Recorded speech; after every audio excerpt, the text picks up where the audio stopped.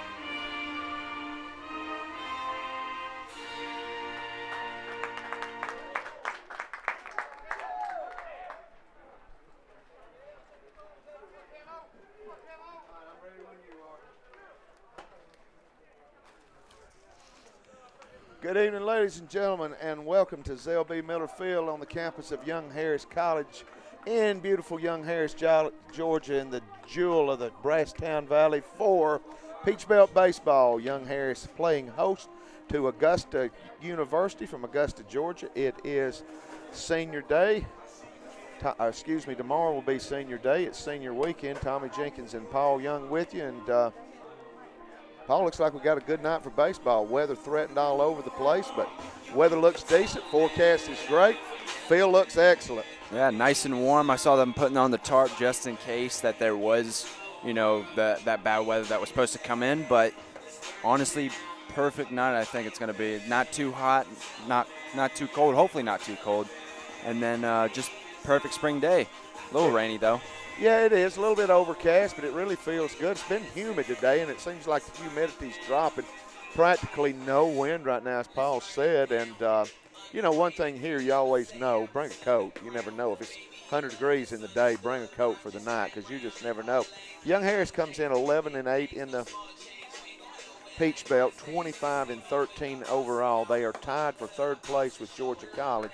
Augusta is 6-8 in the conference, 17 in overall. And Paul, talking to some of the assistant coaches and some of the players today, it's been preached to them, it's been pumped to them, it's been showed to them. This Augusta University team is much, much, much, much better than what their record would indicate. It's just that things have not come together for them to this point. They're going to do everything in their power to see that it does come together. Young Harris got to be ready to play baseball tonight. Yeah, exactly. But, I mean, in all sports, you need to be prepared to come out and, do your best because the best team doesn't always win, and that's why we love sports. Isn't that right? Absolutely. And leading off for Augusta is Skylar Murphy, the left fielder, 256 average, no home runs, 16 RBIs. And, Paul, Skylar was oftentimes the center fielder and oftentimes the left fielder in Young Harris's starting lineup. He is He is transferred to Augusta University, and he's pumped up right now, really wanting to do good tonight. Yeah, exactly. When you come back to the turf that you once played at, you really want to, kind of leave an impact. On the mound for Young Harris is Cameron Williams, big junior, 4.65 ERA, one-loss record of 4-3, 9 appearances, all 9 starts, 1 complete game, 49 innings pitched. He has 53 strikeouts, 19 walks. Paul, he's a strikeout pitcher. He's a power pitcher as he gets Skylar Murphy right there for the first out and the first strikeout of the game. Sometimes the walks get the best of him. If Cam can keep the walks down, he's really tough to hit, and he can really be tough when he can get the ball across the plate and hit the corners. Yeah, it's good for young Harris to start him. As you said, he's a strikeout master, so that you really wanted him to come out here and start throwing strikes, being comfortable on the mound, settling the defense for young Harris, getting things off to a good start. This is Devin Billardello, center fielder, who hit the ball to first base, and young Harris Quiet didn't get the glove down on that one. Probably going to rule it a hit, but Dalton down there would tell you should have had that ball. Did have a little ways to go, just didn't get the glove down. So Billardello with the game's first hit, 283 hitter, no home runs, 11 RBIs. This will bring the second baseman, Trent Maddox, good numbers, 310 average, 5 home runs, 36 RBIs, 529 slugging average. So left-handed hitter, and he's got some pop. Yeah. Not really big guy. Well, he is pretty big, tall and lean, 6'2", 175-pounder out of Winder Barra. And I'm just guessing that probably, just looking, that Maddox and Skylar Murphy may have played high school together, or certainly if they didn't, they probably have played some kind of travel ball or Legion ball together, both from the same town. Maddox second in the team in hits with 48. Cameron's battery mate tonight is Cole Jackson, and Cole really had a good weekend against North Georgia series that we lost 2 out of 3. Lost the first one, a close one, 4-1. Got the shutout in game 2, 9-0, Dylan Jabot. And then we kind of got hammered in game 3, but Cole had a real good series. Pick-off play at first, runner gets back safely. We had a lot of opportunities that North Georgia game. Just that third one, I don't know whether the team was just tired or I don't know what had been going on, but genuinely it seemed like a lack of energy through the team. So be interesting to see if they pick it up in this game, this series, you know? Absolutely, and certainly I think young Harris's count is 2-1. This is really a huge series for young Harris. Chance to make up some room or put some separation. Young Harris is tied for third place with Georgia College. They're a full game behind Flagler. Understand Flagler has played 2 more, and when the season's over, will have played 2 more games in Young Harris because of 2 games with Georgia College that we're just not going to have time to get in. But somebody's going to lose in that series, Flagler or Georgia College. So we either gain ground on Flagler for second place, or we, if we can win, of course, we can separate from Georgia College in third place. North Georgia stands at the top of the standings at 14-7. They got to travel to Pembroke. Ever make the Pembroke trip? Actually, by the time that I was traveling, because of my first season, I was ineligible. By the time I was able to travel, Pembroke didn't have a men's team anymore. Okay, well, talk to a lot of people, which most kids you talk about around here, they'll tell you that the trip they dread the worst was Flagler, which my daughter was playing in Columbus, in which they didn't have Flagler then. They did have North Florida, which was about the same ride. But she said, man, she hated that ride to Pembroke, that it was a beast. Yeah, it's tough. It's tough because, I mean, like every time we leave here, you have to go through mountains, and if you get car sick, you know, it's just the worst because you're stuck on this tube for the next couple of hours. 3-2 count, 1 out and 1 on here in the top of the first. Young Harris playing host to Augusta. The ball is fouled off again to the left side. Paul, this was a game, I don't remember the original dates, but it was scheduled back in early March. And that was one of those weekends that the sun didn't shine. Yeah. It was raining the whole weekend. Yeah, there was a lot of those. There was definitely a lot of those throughout this whole entire semester, to be honest. Pickoff play at first. Cam made it really close. And I was talking to assistant coach Matt Williams today, and he said, you know, they had tarps. They borrowed tarps from Union County, borrowed tarps from softball. Said, you know, to look at the field, just from where me and you look at it, as he gets a strike fastball on the inside corner and strikes out Trent Maddox, this will bring Harrison Moore to the plate. Right fielder number Good 6, numbers, 345 hitter, 4 home runs, and 36 RBIs. He said it just don't take much rain right now to get this thing soppy because we've got so much rain going all the way back to October and even before that, and the ground is just saturated, so it don't take much. So they really wanted to get this one in, and they put a whole lot of work in to make sure that this field was in good shape. And again, from the here where me and you were sitting, it looks tremendous. Yeah. I can definitely agree with that, but like I went out there the other day to stand in the outfield just to see how nice the field actually was, and it is still soft. Right. I imagine it's hard to run on when there's fly balls and stuff like that. You really need to move and to be on your toes because it is soft out there. We've got a lot going on this weekend, as we always do, with Young Harris Athletics. Our women are playing at Georgia College. And last count I had, Paul, was in the bottom of the 5th. We were up 2-0. I don't know if it's still that. We'll try to get an update here in a moment. 2-2 now. So they've tied us up. Ball is skied. It's going to stay on the infield. Dalton Cash comes in, makes the play, towering fly ball, but he makes quick work of it. We're out of the top half of the first. For Augusta, no runs, 1 hit, no errors, 1 left on base. We have played a half an inning here at Zell B. Miller Field. Augusta 0, Young Harris coming to bat in the bottom of the first. Mountain Line Baseball on the Mountain Line Sports Network, powered by Ridgeline TV.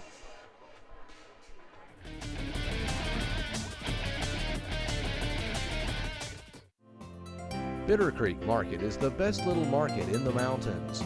Located on Young Harris Highway between Blairsville and Young Harris, Bitter Creek Market features freshly cut quality meats, gourmet cooking items, and specialty foods.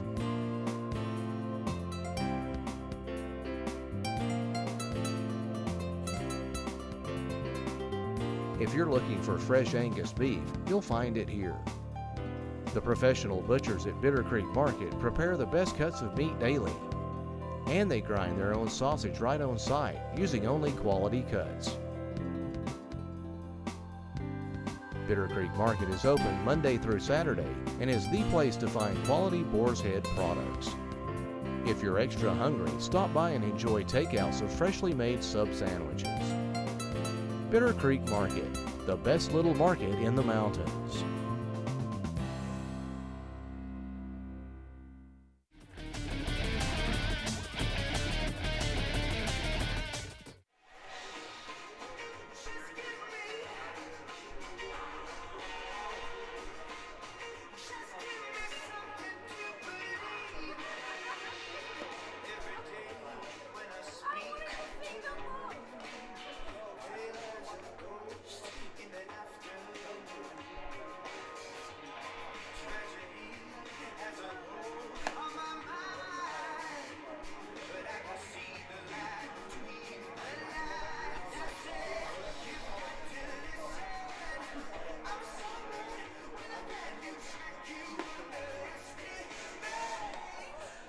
No score for Augusta in the top of the first. Young Harris coming to bat in the bottom. On the mound for Augusta is Aaron Chick, right-hander, number 26.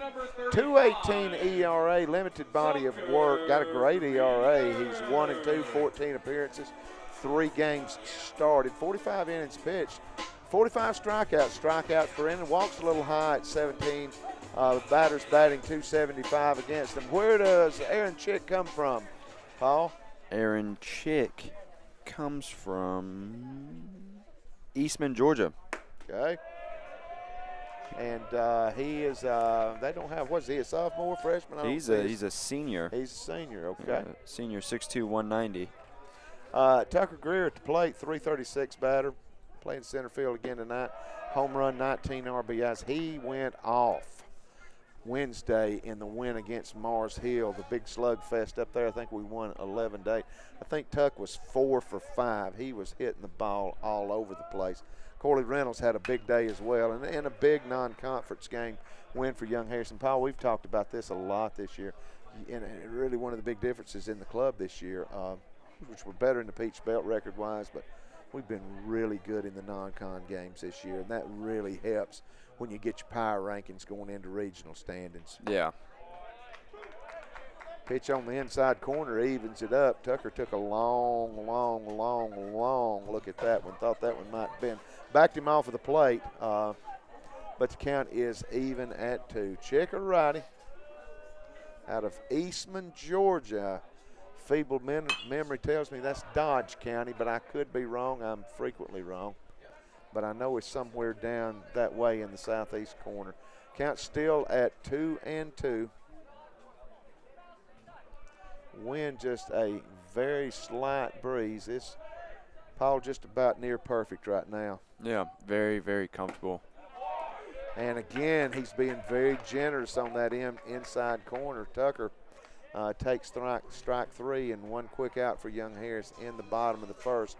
This will bring Brett Hawkins to the plate. 350 hitter, no home runs, 16 RBIs.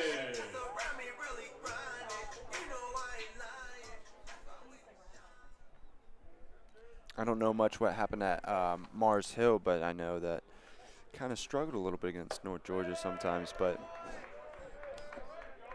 well, and you know one thing, first night North Georgia had 2 guys pitching, the starter and the guy that they brought in late to close it, that were really, they're just fantastic. They were really good, and that ball is drilled to right center.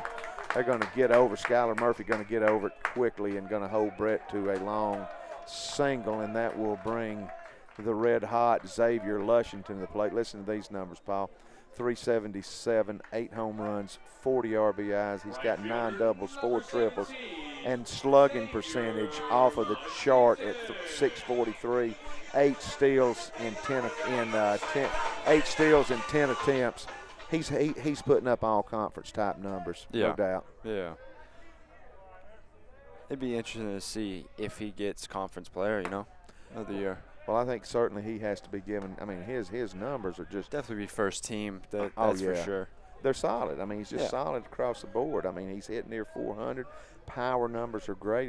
He steals bases. He plays a very strong right field. But one thing I just wanted to see tonight early as he hits that ball hard. That's a laser back. It's out of here.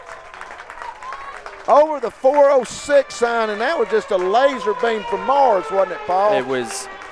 He probably knocked the paint off of that. Yeah, I mean, ball. I'm just looking. Did it get to the lacrosse field? I see somebody coming over, and I'm wondering if they just kind of came in to get the ball back in. But I'm pretty sure there's a clump of lacrosse players standing over there. I hope nobody didn't get hit. They're kind of looking back here, but he railroaded that ball. I'm pretty sure there's no stitching left on that ball. He slapped it.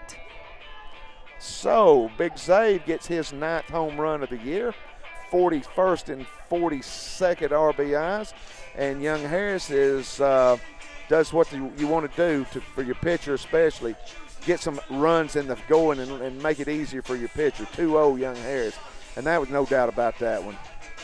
You can just tell from as soon as Zave gets up there, hits that one out of the park, the energy just increases within the team. The morale, you can tell all of them a little bit more positives, postures over there. So it's very good to see that. And this will bring another red-hot hitter up, Dalton Cash, 354 hitter, 136 home run and 36 RBIs. And we were just starting to talk about the North Georgia series. He had a huge night in that loss, that close game Friday night. Yeah. I think he went either 4 for 4 or 4 for 5. I know he had 4 hits. Yeah. He's just killing the ball right now. Offensively and defensively, honestly, if you look at all of his stats, I wish we had the defensive stats as well, but I mean, he's just a fantastic player. We've actually got them here somewhere, Paul. But we do? They're so small, I can't read them. Maybe you can read them. I know we've got some defensive numbers somewhere down there on the bottom on this back page. But now if there's anything found, you'll have to do that because I was telling you, asking me about my former profession, and I had to get out of that because eyesight, and I sure can't see those little things. No, it's all right. I'll try to figure things out. But, yeah, I mean, the thing about him is his versatility. We talk about that a lot. He's played first. He's played third. He's caught. I'm sure he could play outfield if he needed to. And count is even at 2. Cole Jackson on deck. 1 out here in the bottom of the first. Young Harris leads 2-0. Tomorrow will be senior day. We'll recognize our seniors. You went through that one this year, and that's a moving, emotional moment for you. It is. It's a sad thing, and as soon as the season's done, you know, like, it's just kind of like you look back. 4 years really isn't that long. Yeah. You blink and you're done. But you know, I hope all these players have learned to appreciate their time playing. Well, and the other hard thing I think about it is something that you've been doing ever since that you were a child, and very few people will get the opportunity to do it on a high level of competitive like what they've been used to as far as structure and organization. I mean, that's not to say you'll never play again. Yeah. But for most people, the vast majority, you know, you hang the stuff up, you know. Yeah. You don't have that organization, that mechanism to be so competitive. I mean, and yeah, I mean, it's bittersweet. It's a happy moment. You're graduating to the real world, but I mean, you know, as you were in soccer, as these guys are in baseball, or these guys out on the lacrosse field, you've been doing this since what? You were 5 years old? Exactly. Yeah. And I started playing when I was 4, so it's kind of, I'm 22 now. It's sad because like you said, like, I'll still always play because Sure. it's a passion. I guarantee you these guys will pick up a league as well if they're not going to go pro.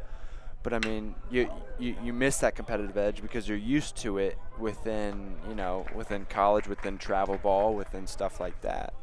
6-3 on the putout. Cash grounds out. 2 outs here in the bottom of the first. Young Harris leads 2-0. This will bring Big Cole Jackson to the plate. And Cole is putting up a good year. Again, we talked about him in the North Georgia series. He really hit the ball well on that doubleheader day. Junior, 306 hitter, 5 home runs, 25 RBIs, 14 doubles. Good slugging percentage at .522. And, you know, Young Harris had one of its elite players, Jackson Jones, go down before the season really ever got started, who probably was thought to be the #1 catcher. Cole stepped in, and Young Harris hadn't missed a beat. 6-3 on the putout there. Young Harris gets 2 in the bottom of the first on the laser beam home run off the bat of Xavier Lushton. Mountain Lions lead 2-0 here from the Zell. Mountain Lion Baseball on the Mountain Lion Sports Network, powered by Ridgeline TV.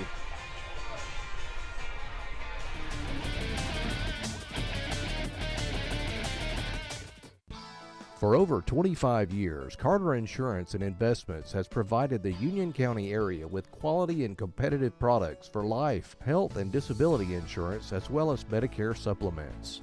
As an investment advisor representative, Carter Insurance and Investments can help you build an investment plan that's best for your financial situation.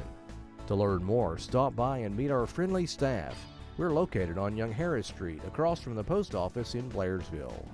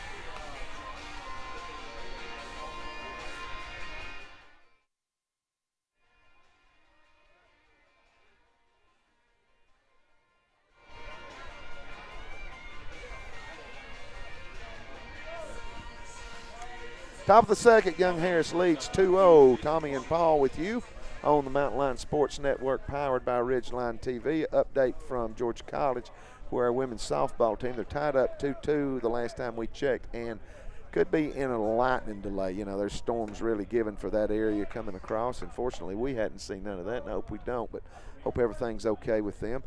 Big game tomorrow in lacrosse, Paul. We got University of Montevallo coming in. I think a 12 o'clock start, and Paul and I will be with you on the Mountain Lion Sports Network for that one. And the guy's telling me that Montevallo really greatly improved, that they really got a good team, and it's going to be a good game. Yeah, sadly, I actually will not be with you. Oh, no. I know. I have Where to you go. going? I got to go to lacrosse. I'm going to be the PA announcer over there.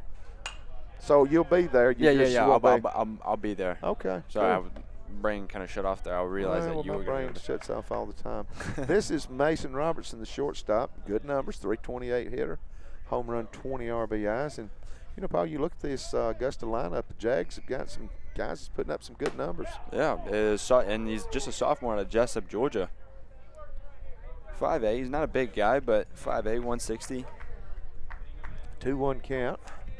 Wind's starting to whip just a little bit, but still not bad. Actually, it feels Comfortable. pretty good, yeah, because it was humid early today. Yeah. Nice pitch on the outside corner. Had the scoreboard at 2-1, but it was 1-2, and he strikes out Mason Robertson, and this will bring Bo Hanna to the plate. Again, Bo Hanna, good numbers. 307 average, 7 home runs, 37 RBIs. And Bo playing, he's the DH today for the Jaguars. His usual position is a catcher. He's a freshman, 6'1", out of Winder. A lot of guys from Winder. Have you noticed that? Yeah, it's a good area for baseball. Yeah, 3 starters. I think 3 of their starters out of the Winder area, which you got a few schools down there. You got Winderberry, you got Appalachia. Can't remember what else. I believe. Would that be in your region when you were? I know Winderberry. you. Would Winderberry, Appalachia? Did y'all play any of those guys? We you did being a not. Rockdale County guy, no. We did not. We stuck more south. More south of you, okay. Yeah. And just off the corner, Cam count is 2-1. Cam's working quick. Good pitch count, 19. And Cam, big strikeout pitcher, and he's already got 3 tonight. Yeah, showing a lot of good momentum, positive posture too. And swing and strike on that one. Good live pitch. Blew that one right past him. Right past him. And I don't think, now there you go, 2-2 the count. Cam, big guy. And I remember Cam, he was here 2 years ago and was a really big guy. Transferred out, transferred back in. He's really lost a ton of weight. Still a big guy, but he's a solid guy. And he gets his 4th strikeout, and that will bring up another guy with big numbers, Patrick Watson, 322 batter, 10 home runs, 31 RBIs. Left-handed batter. This is a big guy, Paul. Yeah, Watson's a senior, 5'11", 230 out of Tifton, and he's from a previous school, so he's a transfer out of Wingate. Okay, so, and I believe Wingate's Division I school, isn't it? Division II. It is Division II. Okay. The only way I know that is because they won the national title in soccer 2 years ago. I'm thinking of Winthrop, their Division II, I believe. That's another North Carolina school. A lot of schools out that way. Really, there really is. I pass, like, whenever I go home to Durham, I pass probably what seems like at least 25 schools. Yeah, there's a lot of schools, especially out in that Piedmont area. Yeah. You got High Point, and you got Winthrop, and you got UNC Greensboro, and the list just Elon, where our president, Dr. Van Horn's a member of the Athletic Hall of Fame out there. Great basketball player at Elon. Yeah, you just keep going on, and you just end up at Duke, UNC, NC State, Winston-Salem. Wake Forest. Wake Forest, yeah. It's incredible. They got a lot of good athletics in North Carolina. And incredible right now, Cam Williams just struck the side out, man. He is breezing. We've played an inning and a half here. No runs, no hits, no errors. We've played an inning and a half. Young Harris leads 2-0. Mountain Lion Baseball on the Mountain Lion Sports Network, powered by Ridgeline TV.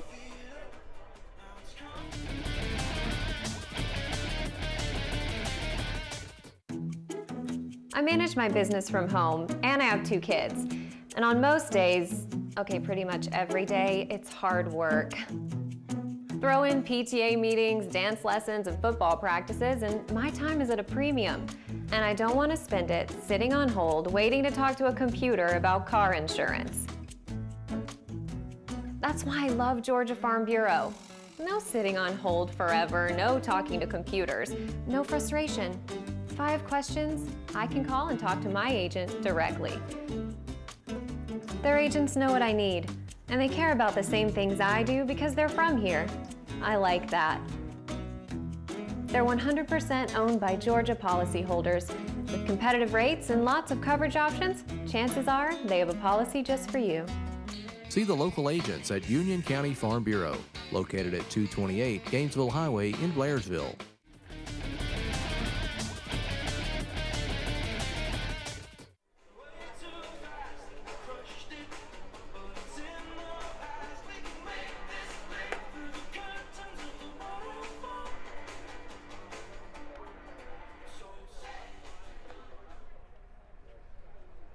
Now batting left fielder number 12, Tyler Washington. Tyler Washington will lead off for Young Harris here in the bottom of the second. Tyler playing left field. Tyler really getting those numbers up, Paul. 316 hitter, 1 home run, 14 RBIs, 8 doubles, 456 slugging average, and he just keeps climbing. Hits that ball hard left field. Back, back, back, back. Hits the wall. He's going to use that opposite field power, and he gets a stand-up double. So Tyler doing what he does so well, Paul, goes to the opposite field with power. Yeah, found the gap in between the center field and left fielder. Just popped it right out there. Hits the fence. It looked good for a second. It was like convinced me for a second that it was going to go over the fence, but you know, like you said, he's working his way back into the starting lineup of the team. You know, it's good to see. Ty's a good guy. Yeah, and we got Tristan Smith, who's also numbers getting up. He's 309, two home runs, 17 RBIs. And the one thing I wanted to see tonight, because we were talking a little bit about that North Georgia series, North Georgia did something I have not seen anybody else do, and because they did it, I thought perhaps Augusta may do the same thing. But they were taking their center fielder, and when Tyler or when Brett Hawkins or when Tucker Greer, left-handers all, came to the plate, they were taking that center fielder and they were sliding him way over in that left field, in that left center alley. In other words, where that ball was hit is about where that center fielder would have been standing, although he was come in a lot, and they would bring the right fielder more over to center, and they were leaving acres of space in right field and just daring us to hit the ball to right field, our left-handed hitters, to pull the ball. But I think the thing was, especially in that game one, was their pitchers were just so good on the inside corner, throwing so hard that we just couldn't pull the trigger on it. If you remember, there was one that Brett Hawkins hit that just foul, that would have scored 2, and he probably gets a triple out of it. That would have been a huge difference in that game. But yeah, I see nobody else is, or at least Augusta's not doing that strategy here. They're just keeping it straight away, and Tyler made them pay because he did what he does. He goes opposite field with us, and I really, for a moment, I thought the ball was going out of here. Yeah, no, I mean, like, it's North Georgia probably saw film, and obviously that's when they slid their center fielder over, like you said. I mean, it's just smart play. Yeah, it's just smart baseball right there. It's no secret. I've said it on this microphone over the last 2 years probably 200 times that Tyler has tremendous opposite field power. I mean, he just can wear you out in left center. Tristan Smith will strike out. Hope Young Harris, one thing that we had a little problem with getting, especially in that game one loss against Georgia Southwestern, getting runners on with nobody out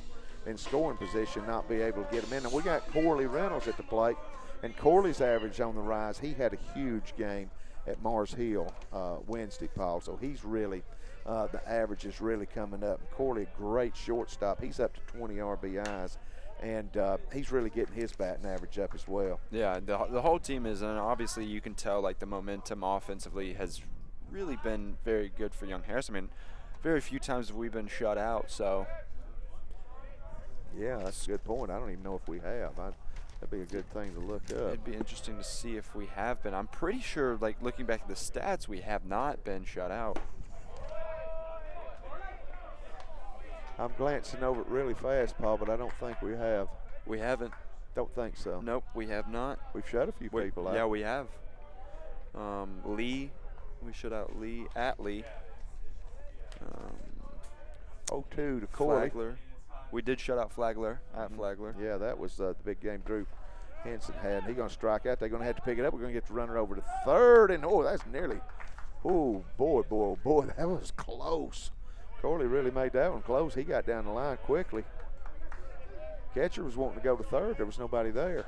And he just barely got him at first. So we got a runner at third. But Hitter number 7, 2 outs. TJ. This will bring the DH, TJ Bird, to the plate.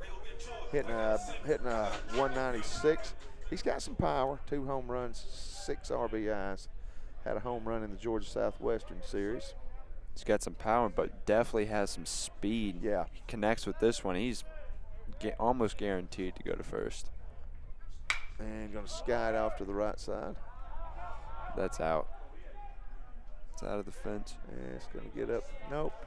Trees are going to bring it back down on the grass. Yay. So Tyler behind in the count, 0-1.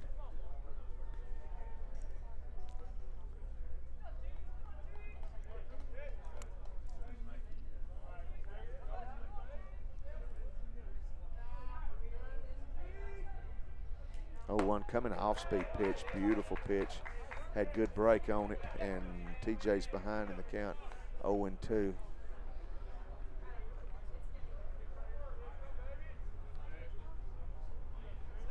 So TJ in the hole, got to shorten up and protect the plate here. And fouls that one off, and that was just a good defensive swing, just throwing the bat out there and making contact and see if maybe he can get something he can drive here, Paul. You don't want to leave a runner in scoring position. You know that's where it can start to hurt you after a while. If Augusta was to start capitalizing, you look back on and film and you're like, well, why weren't we able to connect? You know, Yeah. Tyler to run in and stuff like that. So And that's been a problem the last 2 Friday night games, the loss against Georgia Southwestern, the loss against North Georgia, getting runners in scoring position with less than 2 outs. And, yeah, you got to cash in. Got him at third. Big hit to be a big hit here if TJ could pick up his teammates. And, boy, he drills that one. Ooh. Top of the batting cage, probably going to roll to the creek. Nope, we got a ball patrol out there going to gather it in real quick. maybe some future mountain lions there. Could be. We have in attendance tonight some of our most faithful listeners on the mountain and watchers, viewers on the Mountain Lion Sports Network. Sitting right down below us to our left, Matt Rogers' mother and father, all the way from Las Vegas out here to watch. Third time they've been here this year, and they've already got their plane tickets for the Peach Belt tournament down at Flagler. And again, able to stay alive. TJ battling, Paul. Do they always set it up at Flagler, or does it change every year? I think I know the last 3 years it's been there. Really? Yeah. Okay. Probably just good facility, able to house everybody. Yeah, and a better, well, I don't know. You want to say a better chance of good weather, but in May, I mean, I don't know. I mean, it rains down there like it rains everywhere. Yeah, Florida, I mean, it typically rains, but I mean, May, probably more sunshine than rain. Might have like some showers here and there, but Ball gets away. We're going to get that run in, Paul. You called it. We got it. In on the wild pitch, and that was a big thing about T-Dub. Good aggressive running, getting down from second to third, and if he don't get second, third, difference in 90 feet in the run scoring. So, yeah, you called it. Young Harris got the run in, Paul. We're up 3-0 on the wild pitch. Don't matter how you get it as long as you get it. Exactly. gives TJ a little bit of confidence as well coming into this next couple of pitches if he survives. 2-2 skies that one Connects. back. Don't think he's going to get enough of it. Back to the warning track. He gave that ball a ride right up against 406. Kept carrying, Paul. It did. So we've played 2 here at the Zell. Young Harris able to pick up a run. 3-0 your score at the end of 2. Mountain Line Baseball on Ridgeline TV.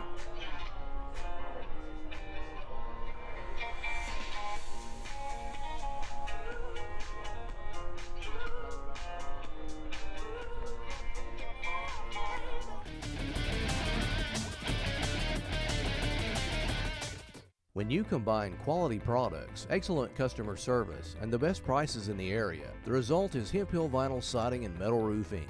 In business since 1963, Hemp Hill Vinyl Siding and Metal Roofing has served the surrounding area with a variety of home improvement supplies. Everything from vinyl siding in many colors, trim pieces, shutters, soffits, vents, and accessories. Hemp Hill Vinyl Siding and Metal Roofing, located west of Blairsville on Highway 515.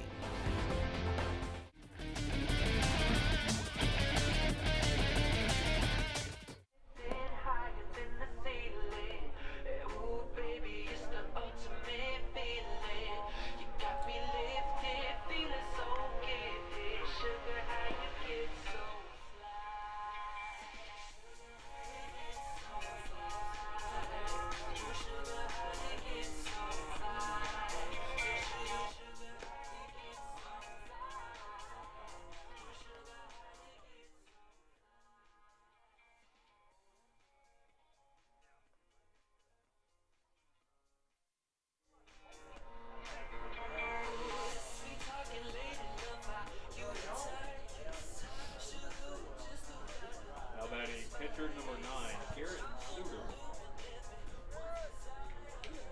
Garrett Suter, the catcher, leading off for Augusta University here in the top of the 3rd. 171 hitter, no home runs, 5 RBIs, and Paul Cameron really dialed in right now.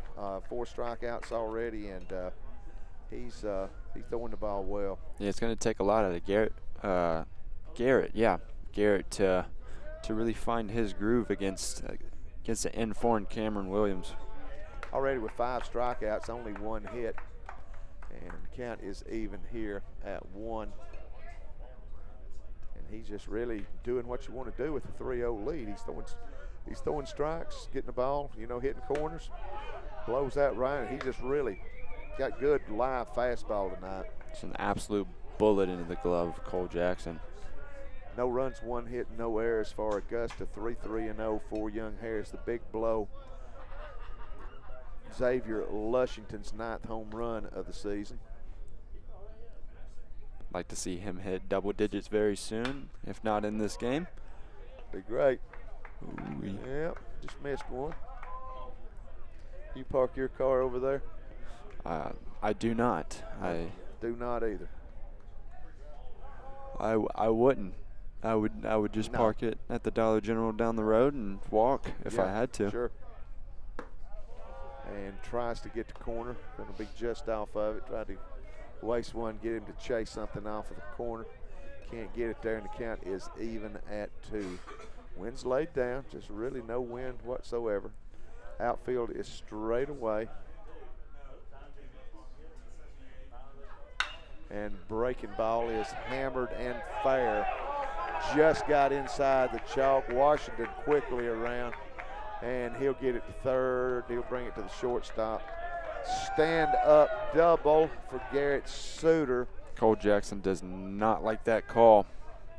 I would have loved to seen an instant replay on that one. I don't think that was really in play.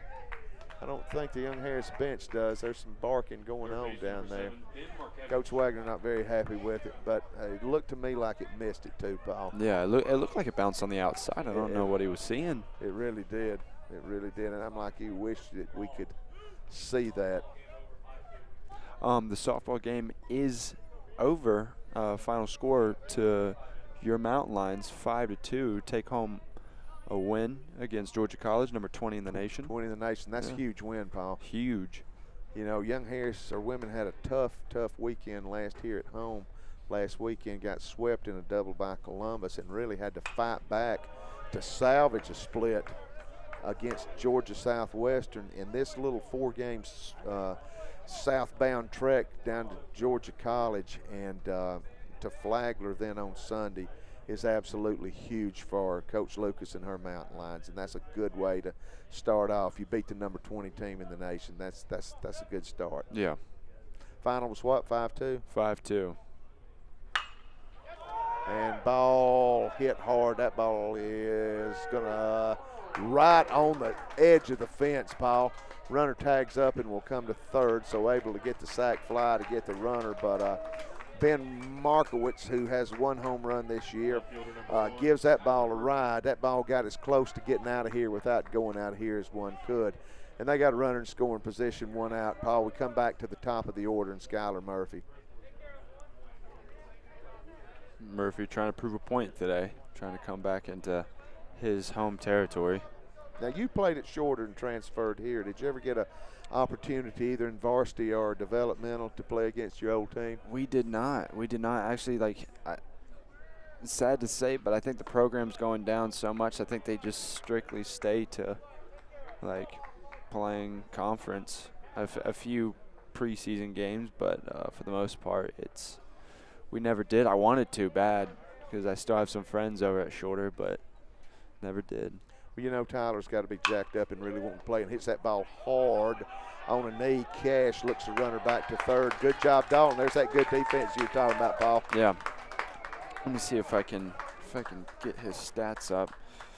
Go ahead, Paul. Dalton Cash, first baseman, fielding average 992, 2 errors, 32 assists, and 205 POs.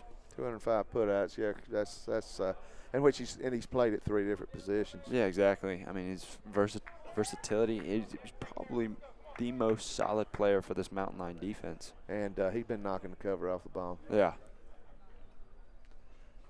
So 2 outs, maybe Young Harris. Cam going to see if he can stretch through a runner at third that honestly. And ball's hit down to Hawkins. He'll gobble it up, make the put out 5-3, throws a bullet. And we'll get Skylar Murphy. And the run that we think was a foul ball is not going to get in, going to get stranded out there. Poetic justice, maybe. Yeah. No runs, one hit, no errors, 1 left on base. We've played 2.5 at the Zale. Young Harris leads 3-1 and coming to bat in the bottom of the 3rd.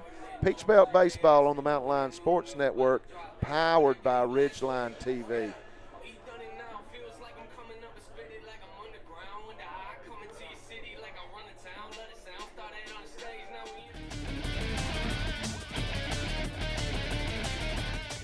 Locally owned since 1980, Leon's Flooring is your full-service flooring store with the largest showroom in the area, guaranteed to save you money with over 50 years of total sales experience. The folks at Leon's Flooring are experts in ceramic tile, carpet, hardwoods, and vinyl, located at 568 Murphy Highway in Blairsville, next to the Mexican restaurant and across from Mike's Seafood. Leon's Flooring, call them today at 706-745-9433. Oh, and by the way, say hello to Diesel while you're there.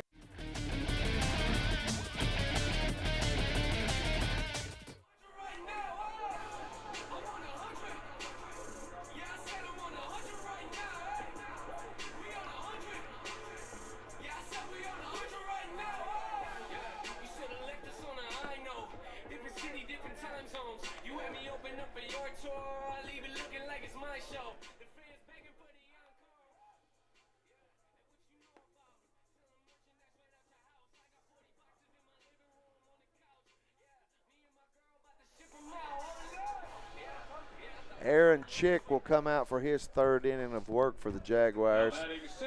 3 innings, 2 innings pitched, 3 hits, 3 runs, all 3 earned. No walks. He's not been beat by the base on ball. He does have 3 strikeouts, but Young Harris has touched him up for a 2-run homer. Tucker Greer, who struck out his first time at bat on a pitch that was well inside, and he struck out. He is 0 for 1 333 hitter, home run, 19 RBIs. Again, we talked about it earlier. Huge, huge, huge in the midweek up at Mars Hill Wednesday. I think he was 4 for 5 in that one. And if his mom and dad listening in up in Lexington, Kentucky, Wilmore, I believe, hope you guys are enjoying the broadcast. And we'll say this for you, go Buckeyes. And Tucker hits the ball hard, but right at the second baseman. Going to be a 4-3 put out. And one quick out for Young Harris in the bottom of the third. And this will bring Brett Hawkins to the plate. And Brett got a hit and then came around to score on the moonshot home run by Xavier Lushington. Yeah. Good job in the second inning, pitching out of trouble.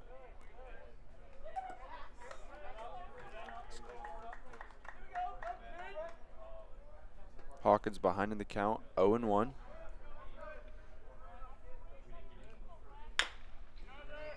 Hits that one into the dirt.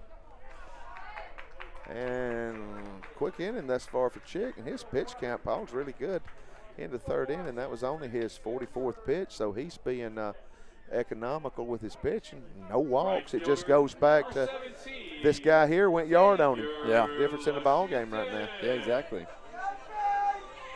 That's how sports go. Sometimes you're playing a good game, one thing happens, and you can be behind. Xavier Senior out of Atlanta. You know, we were talking about this today. I mean, that is the one thing is about this crazy game of baseball, that a pitcher can come in and be just dialed in, and maybe he's playing on the worst team in the league, playing the best team of the league, but if he's dialed in, he's going to beat you. And that's the beauty about a thing about it, that so many times a team that's not got a very good record will come in and beat a team with a good record. And the other thing with this crazy game is you can be knocking the cover off the ball, missile after missile after missile, and it just be right at somebody as Zave strikes out on 3 pitches. And a quick inning for Chick, and we've played 3. And Young Harris leads by 3. 3-0 your score. Mountain Line Baseball, Ridgeline TV.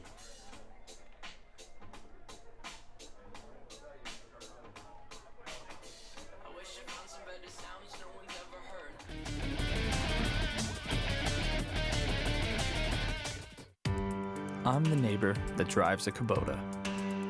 I scout, venture off the beaten path, tow, haul, fuel my passion, to be part of a bigger picture. Right now, get a Kubota RTV and take advantage of low-rate, long-term financing. This is why I do it. Kubota.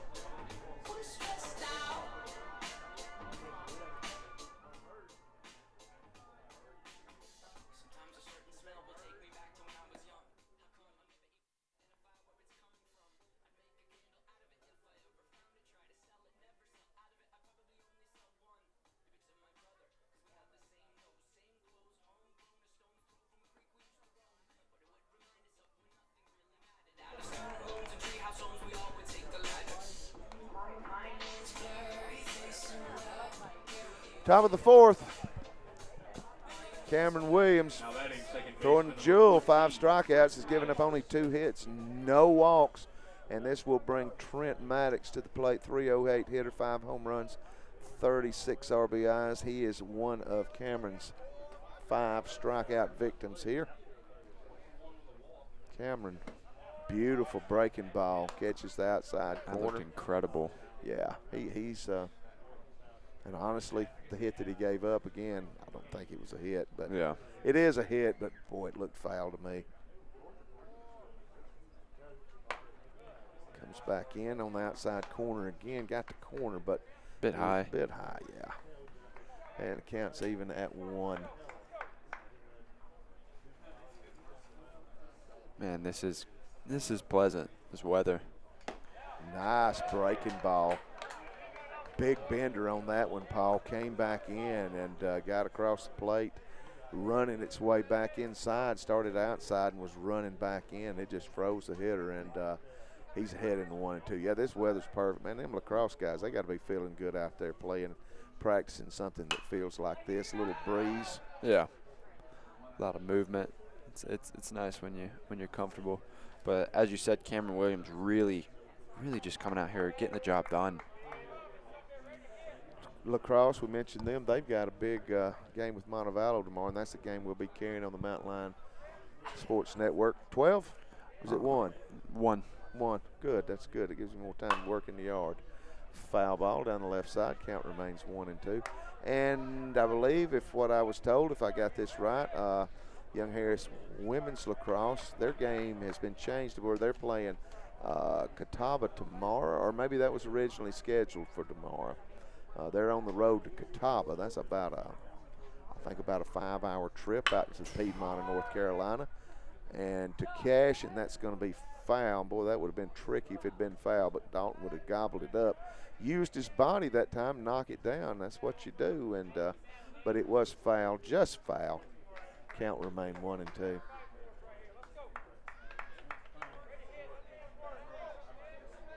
And you're going to be doing the public address tomorrow, right? I will be. So we will not be dynamic duo on the broadcasting. Well, let me say you did a great job as that ball is hit to right field. And Save got a beat on it. He'll come in and make the play. Towering long, high out. And one quick out here. You did a great job with the baseball last week. I thought you were just really professional. Thank you. In it. You did well. Enjoyed that. It was a lot of fun. And I was bouncing all over the place from one venue to the other, but got a chance to listen to you, and you sounded great. Thank you. You know, for you though, I mean, you're the voice of the Mountain Lions. And I think that one's out. Yeah, that one's out. That's a no-doubter. Yep.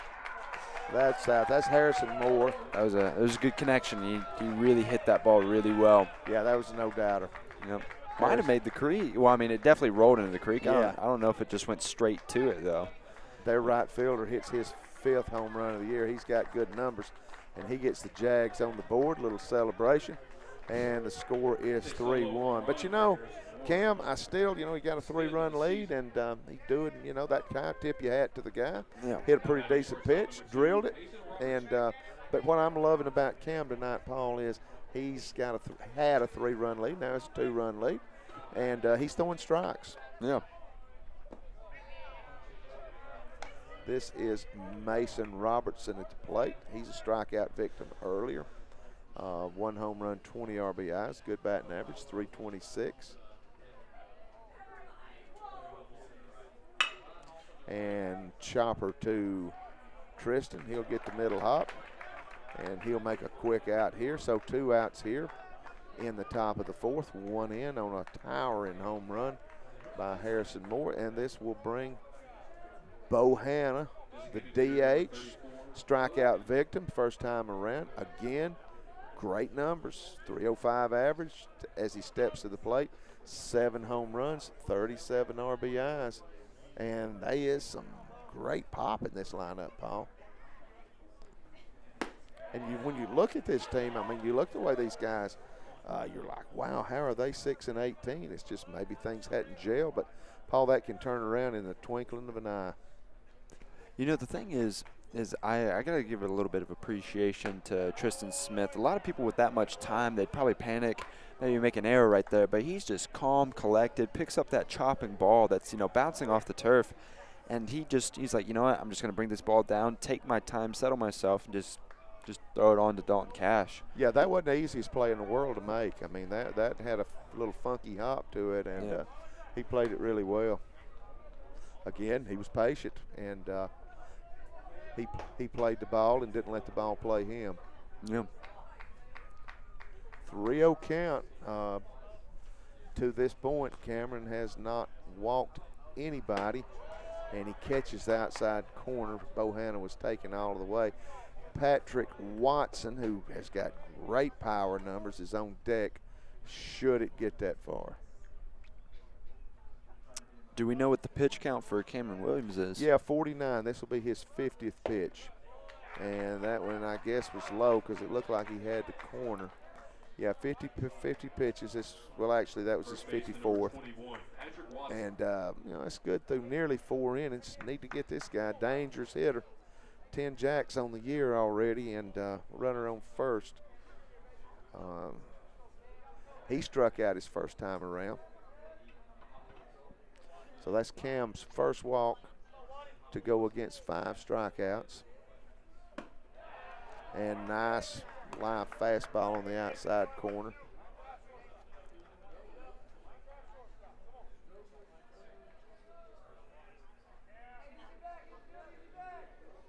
So Cam gets ahead in the count 0-1. Tried to paint that corner again, left it a little bit outside. Hanna, the runner at first. He has 2 stolen bases in 2 attempts. Young Harris will do a doubleheader tomorrow. That was pre-planned before the beginning. Just missed the corner, I suppose. It was never intended to be a Friday, Saturday, Sunday thing. Tomorrow or Sunday is Palm Sunday, and athletic staff here very respectful of that and didn't want the guys playing on Sunday. And I like that in that situation. Yeah. Swing and strike.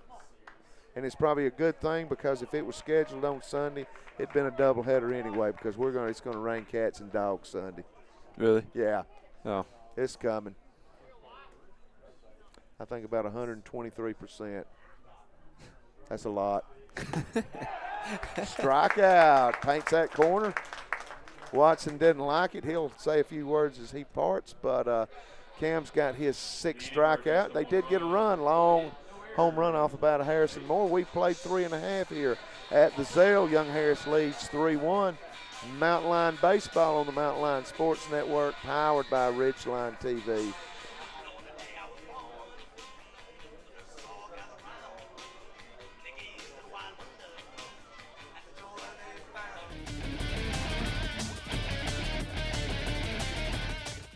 For years, your source for sales, parts, accessories, and service for golf carts has been North Georgia Golf Carts. Now they're at a new, more convenient location.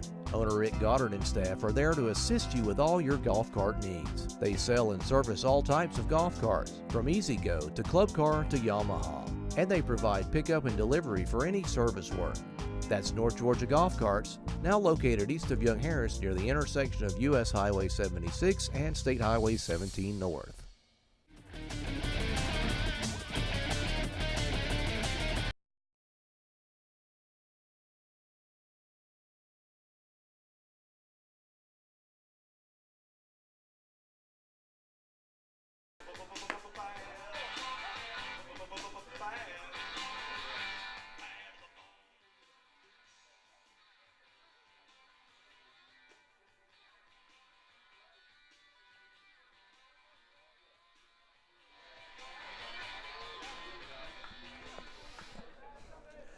Bottom of the 4th, Dalton Cash leading off for Young Harris. Dalton playing first today and steps to the plate with a .352 average. He is 0 for 1 today. And Aaron Chick, who's been pretty good, take away the home run from Xavier. Yeah, and it's his effort's been solid, no doubt. That one fouled off to the right side. Lacrosse guys, now you would catch the ball with your feet. I guess they would catch the ball with their stick. Like the net, yeah. I think it's about the same size as that. It'd be interesting to see if lacrosse ball and baseball are about the same size, right? Yeah. Lacrosse a little bit smaller. A little bit? Those things are hard, man. Yeah, man. I was surprised. Like, if you get hit with one of those things, oh, man, I'd be out for the entire game. Yeah, I used to when they first started. In the cross-country track, there wasn't as many departments in the village. Ball hit to third. 5-3 put out. Cash put out. Yeah, I found some across the creek there. Those things, they're hard. They'll knock you out. Oh, yeah. dangerous. Very. Because when they go to shoot the ball, I'd imagine that thing is coming at you close to 90 miles an hour. We got some guys on our team. Really, one jumps out at me is Bevan Pate. Yeah. They can really bring the ball at you hard. Cole Jackson at the plate. Cole 0 for 1. Ball is by the catcher, but nobody there to advance. And it's a 1-0 count. Young Harris up 3-1. We scored 2 in the first off the 2-run jack from Xavier Lushington. Leadoff double for Tyler Washington in the second. Moved to third on a strikeout that they had to make a play at first, and then came home on a wild pitch in the fourth. Harrison Moore hit his 5th home run of the year, and that's where we stand here in the bottom of the fourth. Aaron Chick, Cameron Williams, both pitching good. Fouled off to the left side, going to pop up over the dugout and roll down. And the count is 2-1.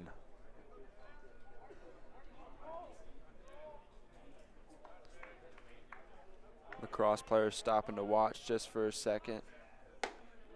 Wish they'd stop and get into it, because when they get into it, they can be so funny. They are hilarious, especially when they're at the soccer games.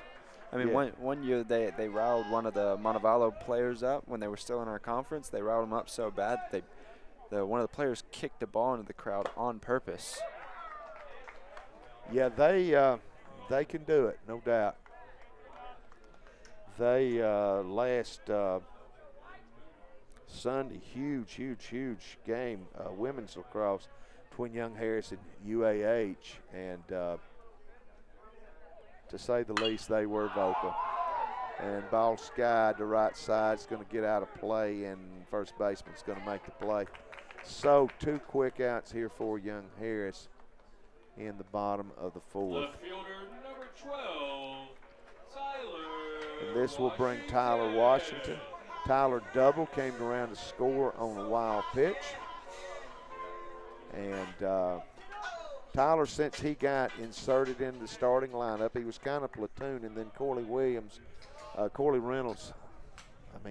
Logan Worley went down, and he's getting to play on an everyday basis, and the batting average is just on a constant upswing, Paul.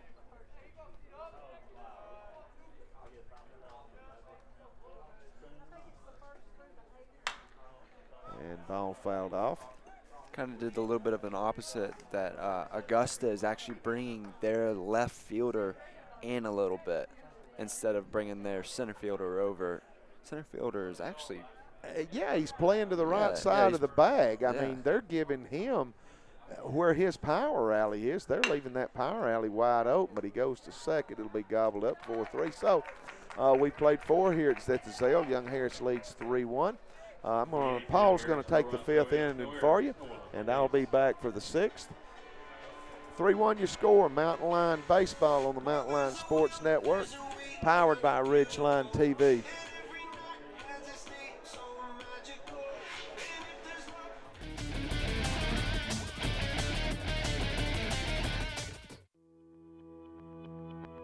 Constantly challenging ourselves as a college means more learning opportunities, better teaching, more innovative programs, greener facilities, a stronger community, and happier students. Every choice we've made reinforces our mission to help educate, inspire, and empower you. Young Harris College. This is the place where your future unfolds.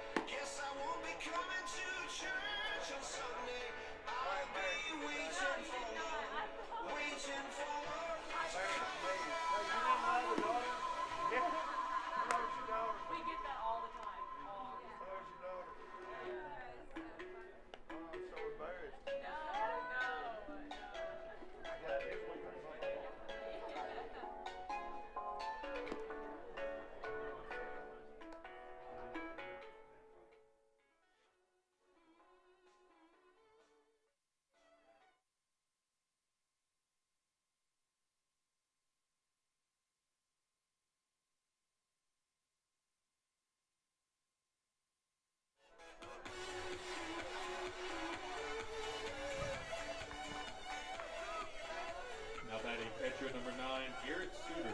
Top of the fifth, Garrett Suter coming out for Augusta, the Jaguars. Cameron Williams still on the mound for the Mountain Lions as he comes in with 59 pitches. He has 6 strikeouts on the day, really coming out getting the job done.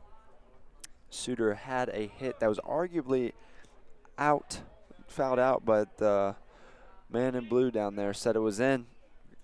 Got all the way down around 2/3, but eventually we were able to make a play to get 3 outs to keep him from scoring.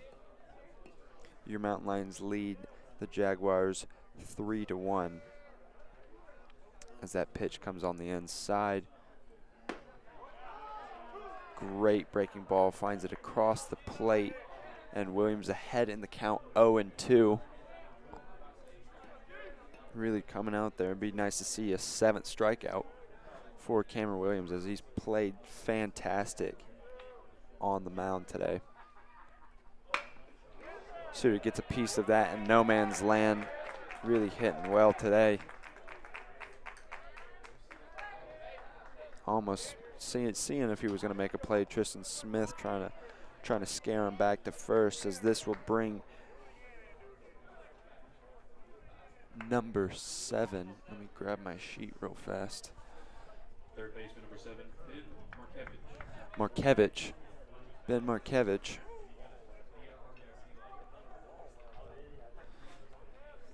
As he is 0 for 1 today. 291, 17 runs, 1 home run, and 13 RBIs.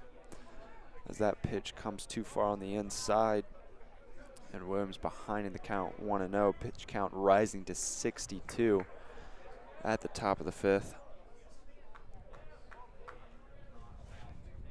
Wind starting to pick up just a little bit. A bunt attempt, but Williams on top of it hits Dalton for a quick out. But Suter advancing to second, and this will bring Skylar Murphy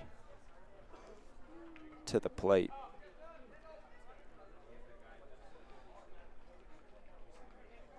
Skylar, 1 of 6 strikeout victims today. Hasn't made it on base quite yet.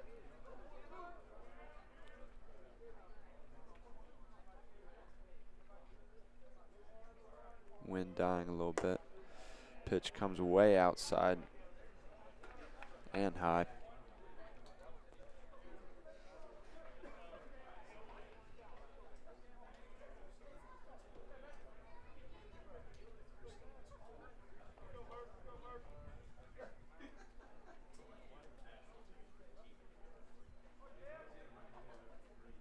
We do have some action in the Young Harris bullpen. It's just a meeting right now. Nobody's really warming up, and that pitch fine beautifully on the outside. Checks back, make sure the runner's still at second.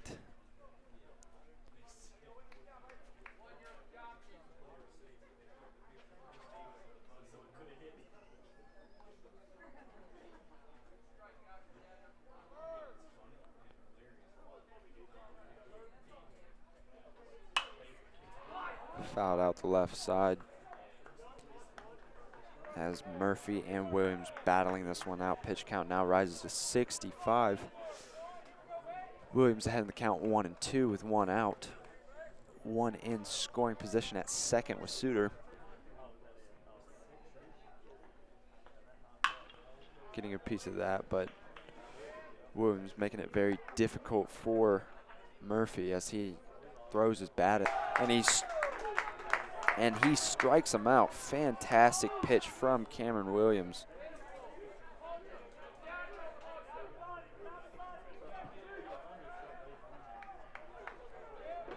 Center fielder number 3, David Villardello. There's Hannah Moore. Not Hannah. Harrison Moore, excuse me. I don't know why I got Hannah. Moore, the right fielder.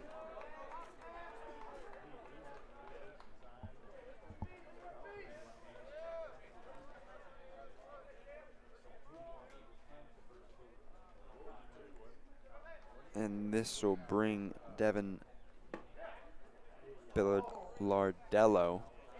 It's a mouthful right there. The ball finds on the outside. Williams behind in the count. 2 outs, 1 still in scoring position with Suter on second.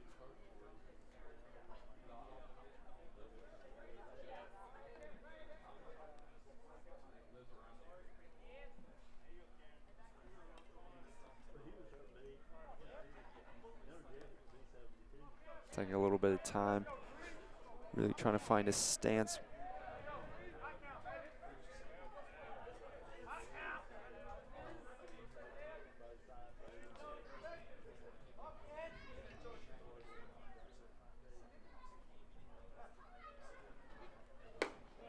Pitch high, close to the face. Might have been a little bit embellished, but pitch was high, and Williams now behind in the count, 2-0. 2 outs and 7 strikeouts on the day. Would really like to see him get an 8 to finish up the rest of the top of the 5th inning.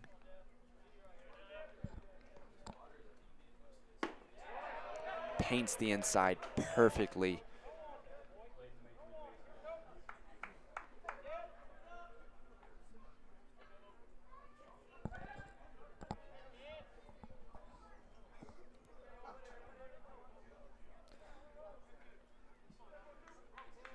Billardello has 1 hit on the day. He's not been a strikeout victim, but smacks that, and it's going back, and it is out of here, as that is the tying run for Augusta. Second home run hit for Augusta as well on Cameron Williams. Billardello tying the game up here at the top of the 5th. Smacks that one just over Tyler Washington's head. And this will bring Trent Maddox, who is a strikeout victim, up to the plate. And just like that, the beauty of sports, team can wiggle their way right back into it, as that pitch tries to come on the inside, but just too far, maybe a bit low on that one as well.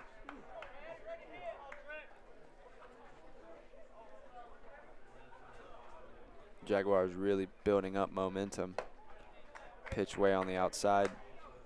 Williams' pitch count now up to 74. But still no action in the bullpen for either team.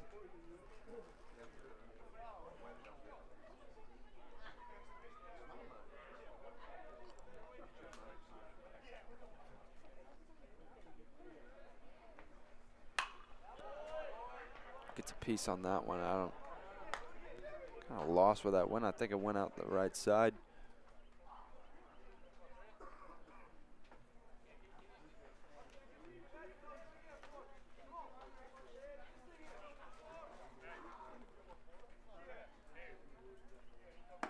Pitch paints the outside perfectly. Count now 2-all. Williams really trying to end this inning with a strikeout, or just as fast as he can. Try to kill the momentum from the Jaguars, and blows that right past Maddox.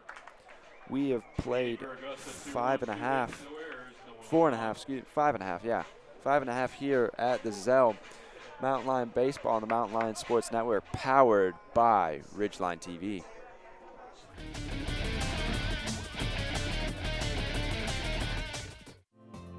Bitter Creek Market is the best little market in the mountains. Located on Young Harris Highway between Blairsville and Young Harris, Bitter Creek Market features freshly cut quality meats, gourmet cooking items, and specialty foods.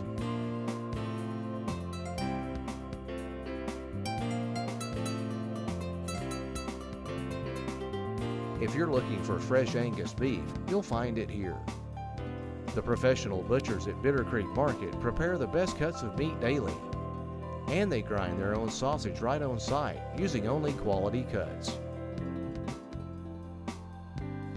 Bitter Creek Market is open Monday through Saturday and is the place to find quality Boar's Head products. If you're extra hungry, stop by and enjoy takeouts of freshly made sub sandwiches. Bitter Creek Market, the best little market in the mountains.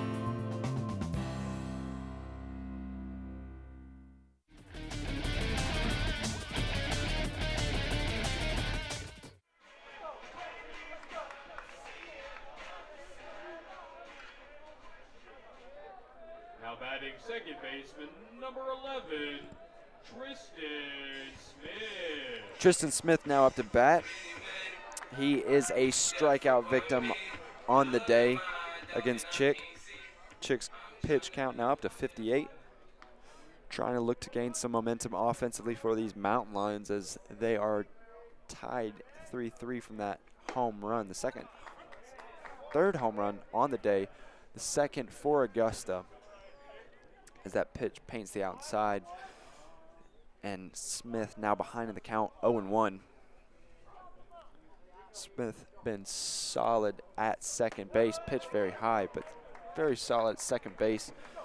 Calm, cool, collected kind of ball player. Good to have for this Mountain Lion. He's a senior veteran. A lot of these young guns really looking at him to be good image for them. Pitch comes in way outside and in the dirt.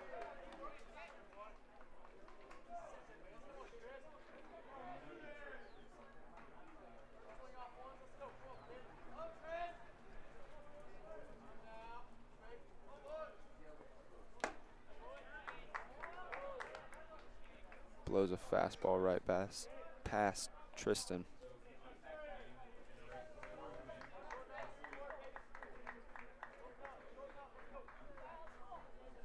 Tristan definitely has some popping on 306 batting average.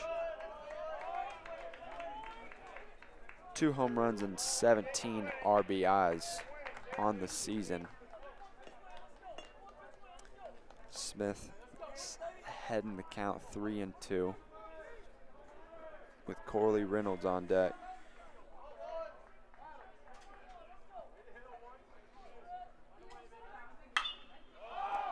Gets well under that one. Second baseman calls everybody off and is able to make a pickoff play. Not a pickoff play, excuse me. Catches fly ball.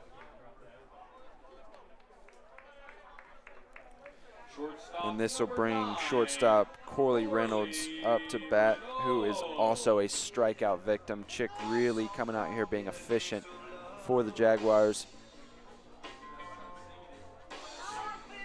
Striking out quite a bit of players, as Young Harris has only been able to score off of the home run by Big Xavier and a wild pitch, which are still, very good for Young Harris, but at the same time, Chick really making it difficult for this Mountain Lion offense.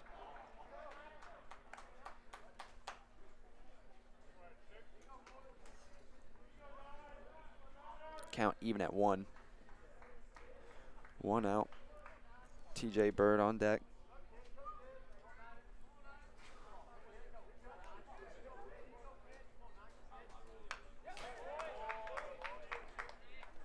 Reynolds fouls that behind him and is behind in the count 1-2. Chick really building up a lot of confidence for this Augusta defense.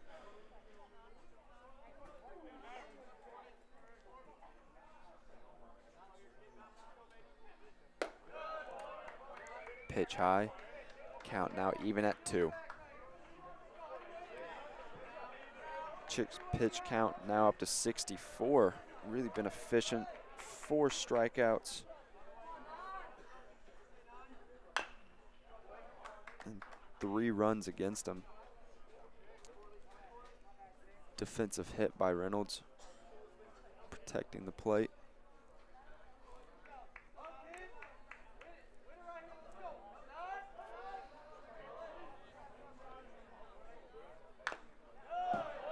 Fouls it back again.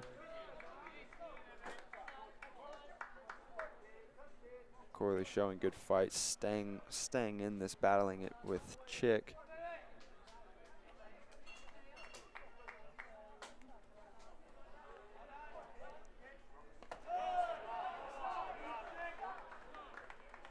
I want to give a good shout out to Corley's dad, who took over on the live feed in the third game for North Georgia. Did a fantastic job, very entertaining guy. Just give a quick shout out to him, as he was fantastic for us, as we were super busy that day with softball and lacrosse going on. Ball fouls to the left behind him. Count now 3-2.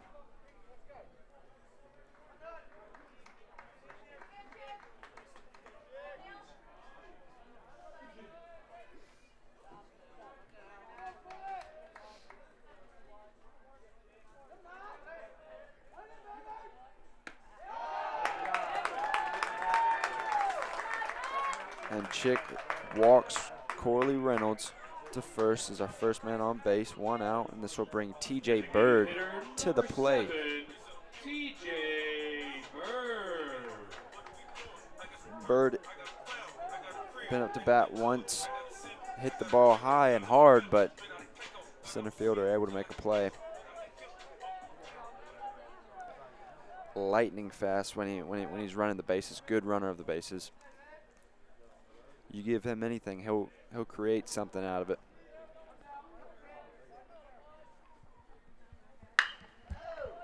Just like that, gets it, blows it right past third baseman. Now we have a runner in scoring position. This will bring the heavy hitter Tucker Greer up to the plate. Greer is a strikeout victim on the day. Center fielder, number 331 batting average, 37 runs, 1 home run, and 19 RBIs. He's the perfect leadoff hitter for this Mountain Lion offense, and catcher's gonna come out, tell his outfield, tell his infield about certain plays that they're gonna do.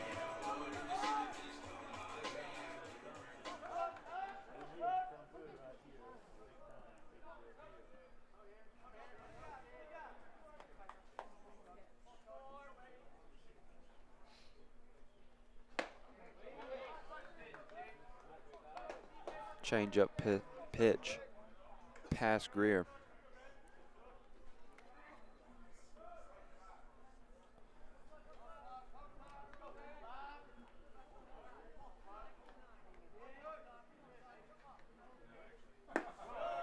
Tries to paint the outside, but it's low and too far on the outside.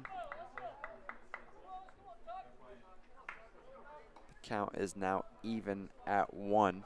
2 runners on base.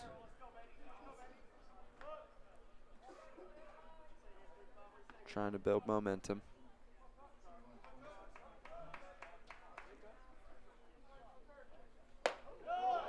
Pitch comes way inside, almost hitting Greer. Chick trying to just back Greer off the plate.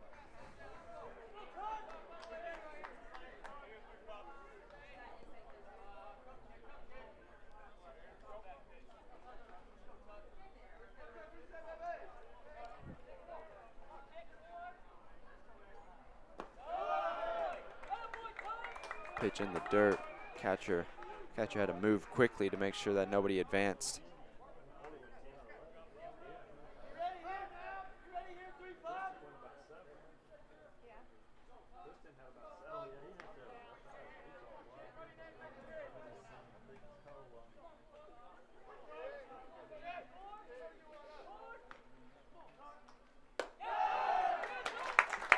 Ball high, and now we have bases juiced with Brett Hawkins coming up to the plate.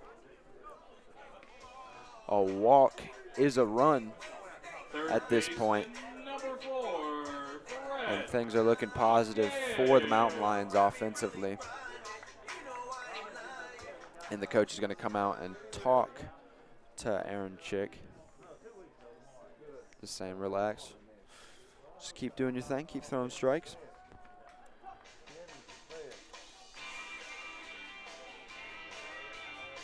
just in case if you weren't tuned in with us earlier or haven't been keeping up with Mountain Lions sports today, our softball team traveled all the way down to Milledgeville, Georgia, to play Georgia College, number 20 in the nation for Division II, and they were able to take home a win, 5-2 over. I believe they're the Bobcats. Bobcats, yeah, of Georgia College. Big win for the girls.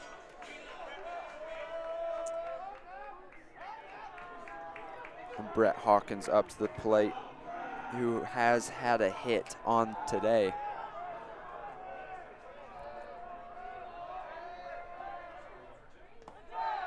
And a run. He's a part of the run when Xavier knocked one out of the park, slapped the stitching right off that ball. Hawkins ahead in the count, 1-0. Remember, a walk is a run, as bases are juiced. Ball way on the outside. The morale having good positive energy from the Young Harris dugout.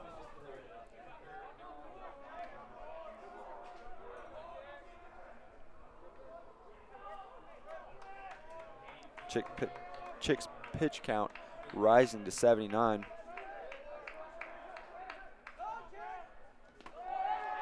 Hits that one into the dirt. But Brett Hawkins saying don't go for it, don't risk it, as the catcher is quickly on it. The catcher being Garrett Suter.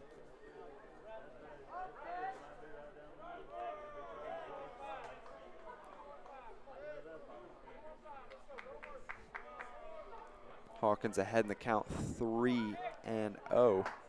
1 out, bases juiced.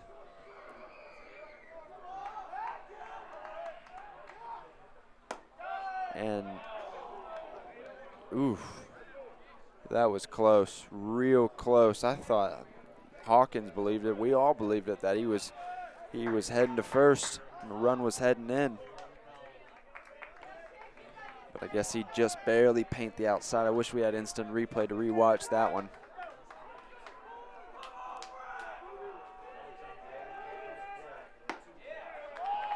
Finds the outside again. Count rises to 3-2, 1 out.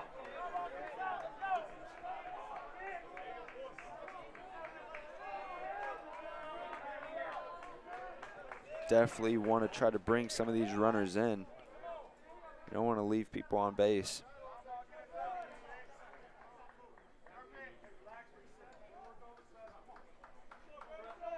Wagner just saying, Hawkins, just relax, just reset, just get ready.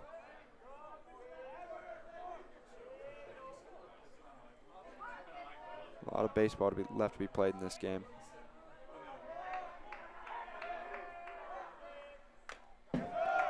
Gets a piece of that one, but it fouls out behind him.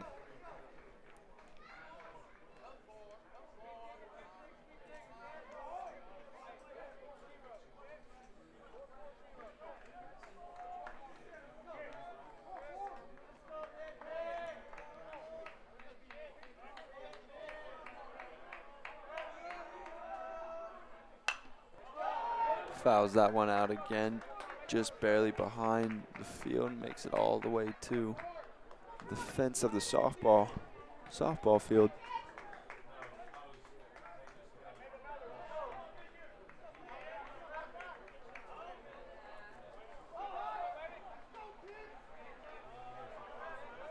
Hawkins able to do something big here if he gets a hold of this ball.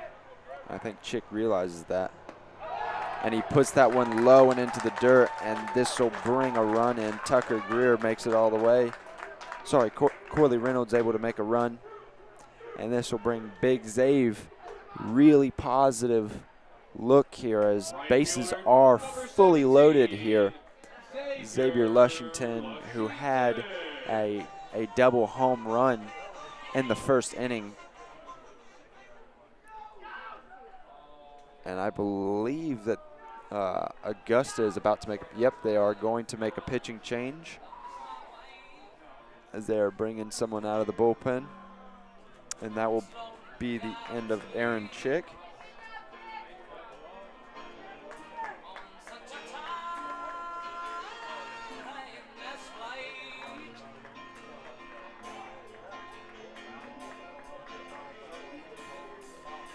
Aaron Chick pitched 4.1 innings. He had 4 runs scored on him, 4 hits, 3 BBs, 4 strikeouts,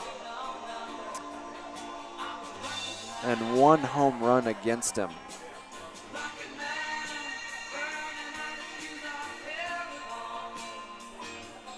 Overall, and until this last inning, you know, played very solid throughout the entire game. As Tommy mentioned earlier, like he really was making things difficult for this young Harris batting lineup.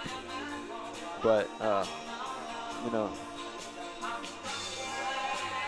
but really was starting to slack later on, as things can be dangerous as young Harris can take a huge lead here. Zave gets a hold of it. And this will bring number 12, Chase Horton.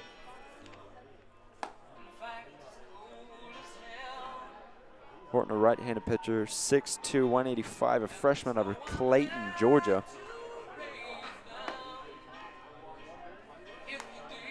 Let's see if I can figure out what high school you're into. Rabun County High School. Oh.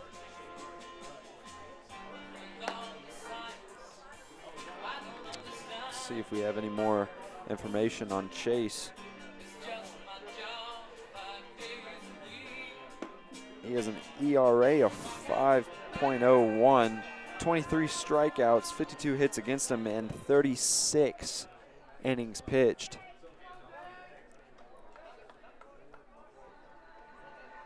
As he's coming up against probably one of the best hitters in this league, arguably in this southeast region, who is red hot on fire, is a strikeout victim on the day, but has also had a home run, a double home run in the game in the bottom of the first.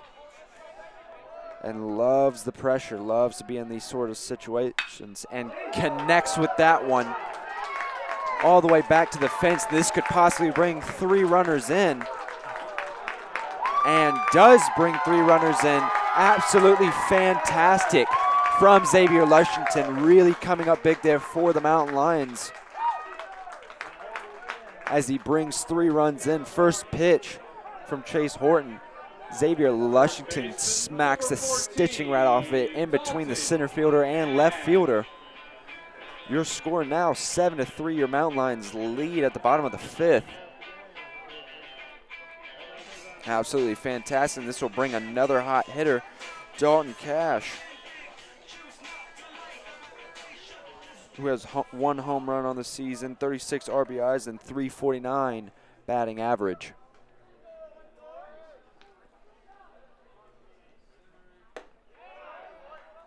Pitch high.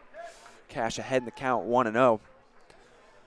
Runner in scoring position was Xavier Lushington.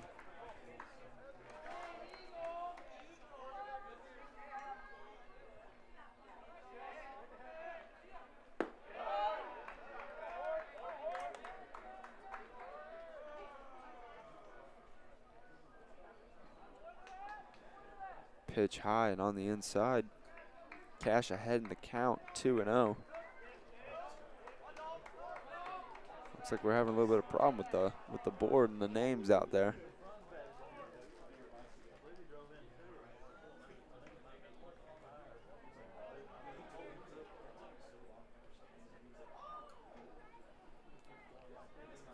Really building a lot of momentum here offensively for the Mountain Lions.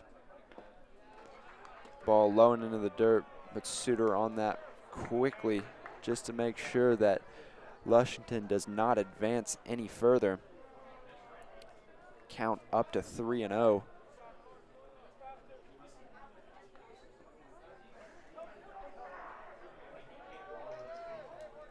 It's tough when you're a pitcher and you come up against a hitter like Xavier Lushington on your first trip to the mound in the game. Blows a fastball past Cash. The count is now 3-1.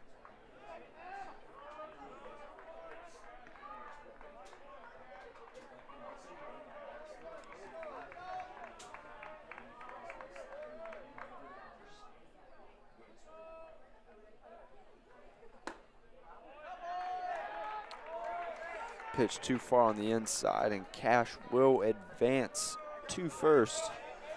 And this will bring Cole Jackson, who is a heavy hitter when he connects with the ball.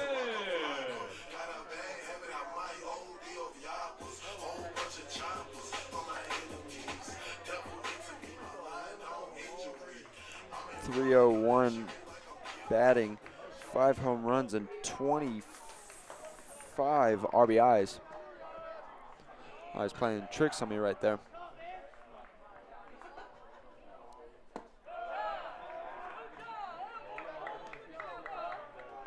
Pitch on the outside.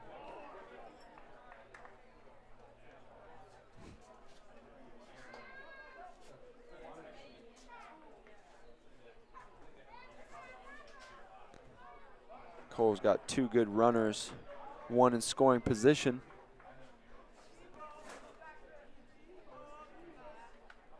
He can really connect with the ball if you leave anything out.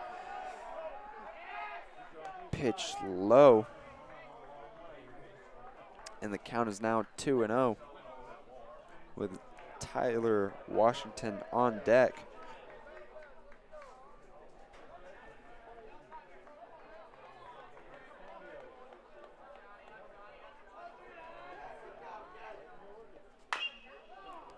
Hits that one in the dirt and fouls it off down the left side.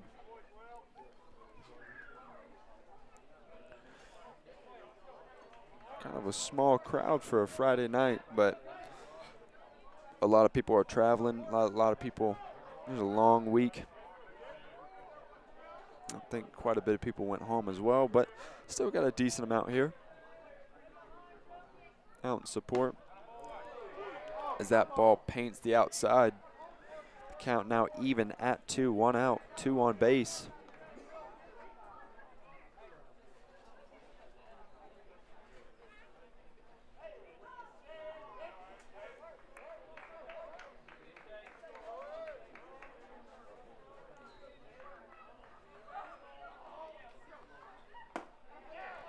Ball paints the inside, and Cole Jackson confused right there. I don't think he agreed with that call. Left fielder, number 12. And this will bring Tyler Washington, the left fielder, who smacked one out left field in between center fielder and left fielder. As you can tell, that left fielder coming inside and the center fielder over a little bit past the bag. Now he's making his way back over, but, you know, there's a huge gap that Tyler is famous for hitting. As Tommy always calls it, that oppo strength that T-Dub has.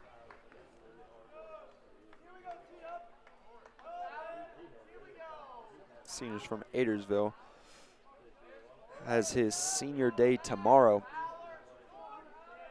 as that will take place. I don't quite know the time, and he hits one far out there, really hard hit, but it goes straight to the center fielder.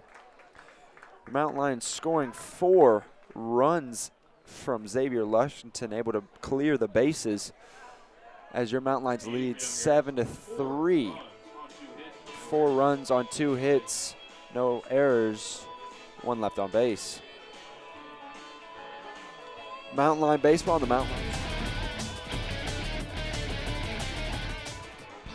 For over 25 years, Carter Insurance and Investments has provided the Union County area with quality and competitive products for life, health, and disability insurance, as well as Medicare supplements. As an investment advisor representative, Carter Insurance and Investments can help you build an investment plan that's best for your financial situation. To learn more, stop by and meet our friendly staff. We're located on Young Harris Street, across from the post office in Blairsville.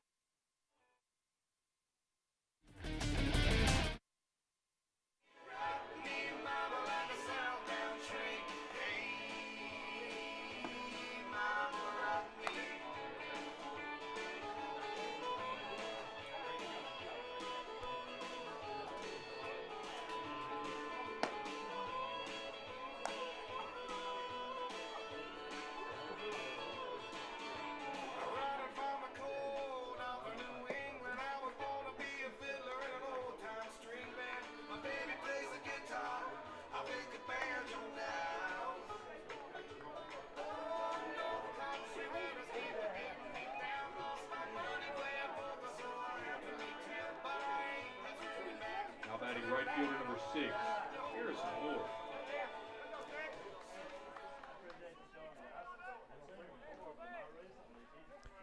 Harrison Moore will lead it off for Augusta University in the top of the 6th. Score is 7-3, Young Harris. And I believe we just hit Moore, who homered his last time at bat. Yeah. And Young Harris kind of spreads it out. 4 runs, big blow, a base clearing double by Xavier Lushington. And, you know, Paul, just looking at Aaron Chick, he gave up the home run in the first inning, but he really pitched well through 4 and going into to the bottom of the 5th when his offense had picked him up, got the big home run, tied it up. And all of a sudden he did what he hadn't been doing earlier. He started walking people, and the walks came around and got him. Yeah, Got the bases loaded. Then Zave just hit a laser tag in that left center field gap, cleared the bases.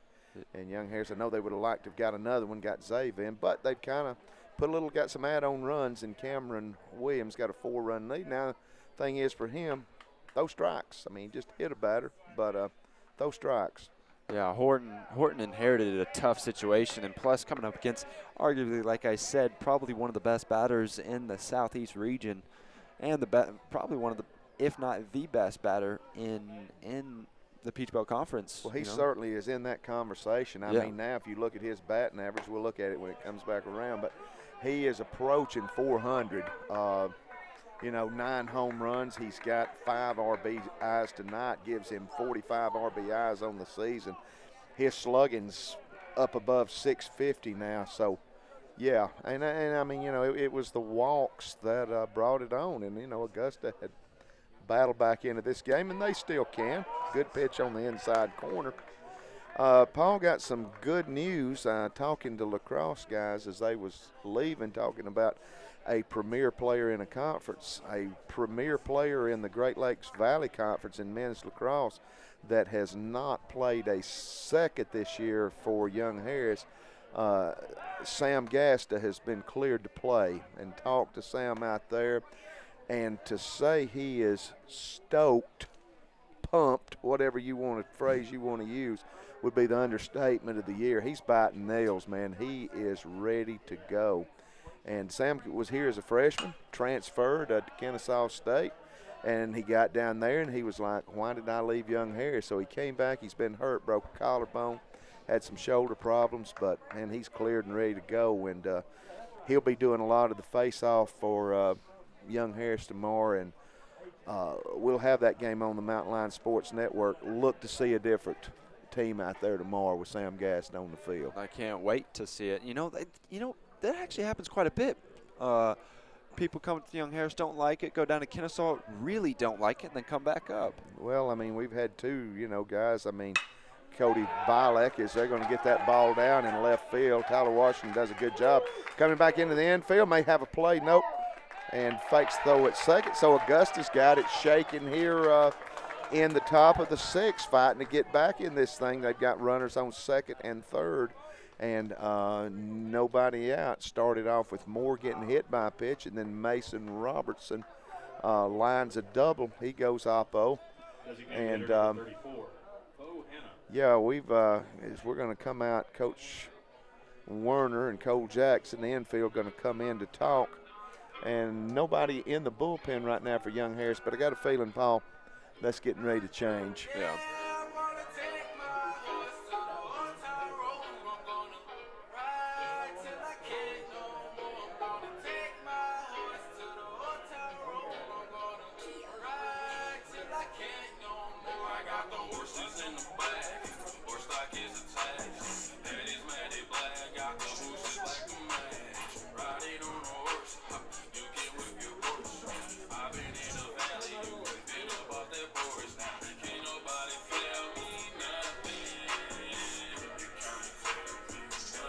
So we got a break in the action, and we're listening to the smooth stylings by our disc jockey, Michael Boos. Did I say that right? Bice. Be calling his name as a pitcher, he told me, next year. Yeah, he's excited to get back to it. He was injured early on. He had to have surgery on his elbow. And told me he's a better pitcher than he is a disc jockey. So if he's a better pitcher than he is a disc jockey, man, I can't wait to see him out on the mound. So got a little jam here. Cameron Williams, who that was his 86th pitch. He's got runners on second and third, and nobody out. Got a 4-run lead, but that is in some jeopardy right now. Still nobody in the Young Harris bullpen.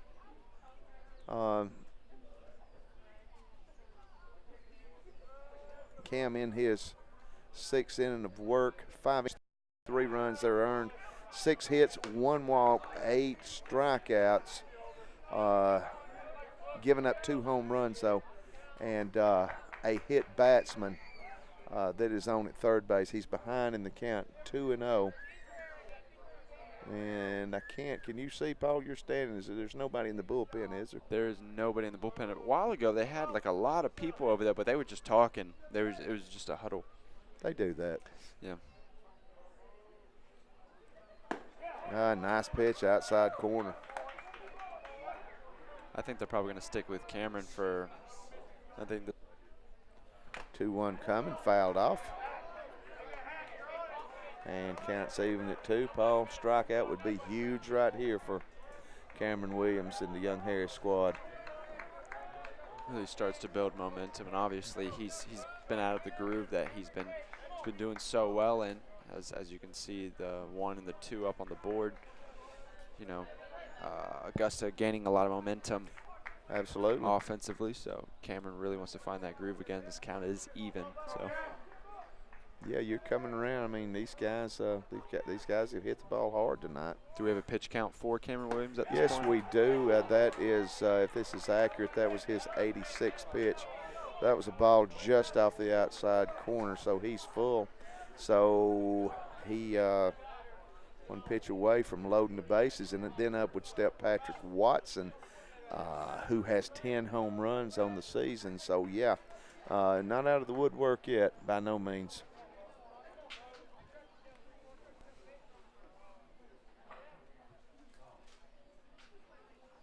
Three-two coming. It's in the dirt, and both bases are loaded. And you got their leader on their team in home runs, Patrick Watson, coming to the plate. No room for error right here. None at all. And Patrick, we've been able to handle Patrick thus far.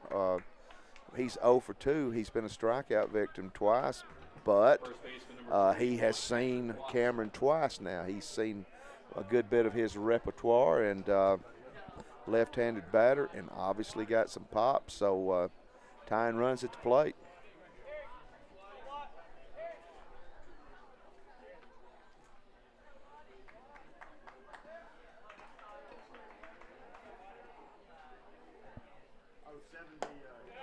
And pitch outside. Isn't it nice to be outside on these nights and not freezing? It really is. And in the case of one of those North Georgia games, not to be burning down. I mean, it's just perfect. Good pitch, gets corner. Good live fastball, had some good pop on the mid. Okay, we're going to get some action in the bullpen, Tucker and that's going to be Tucker Daniel. Kind of who I thought it would be. Tucker, a freshman out of North Forsyth High School, has really been coming on like gangbusters for the Mountain Lions of late. Forsyth, such a good area for sports in general. Again, good live fastball, and he has thus far, he's had Watson's number, but let's not get ahead of us. Let's not count our chickens before they hatch, right, Paul? Yeah. 1-2. Imagine Watson would like to have us eat those words. And strikes him out again. Got a hat trick on him. Big strikeout, not out of the woods yet. Got Garrett Sutler, who has been a tough out for him. Matter of fact, we hadn't got him out. He's 2 for 2. And Catcher number 9, Garrett Suter. they're going to pinch hit, Paul. That's not number 9, is it? That's number 11. This is Carrington Evans, 6'2", sophomore out of Cartersville High School.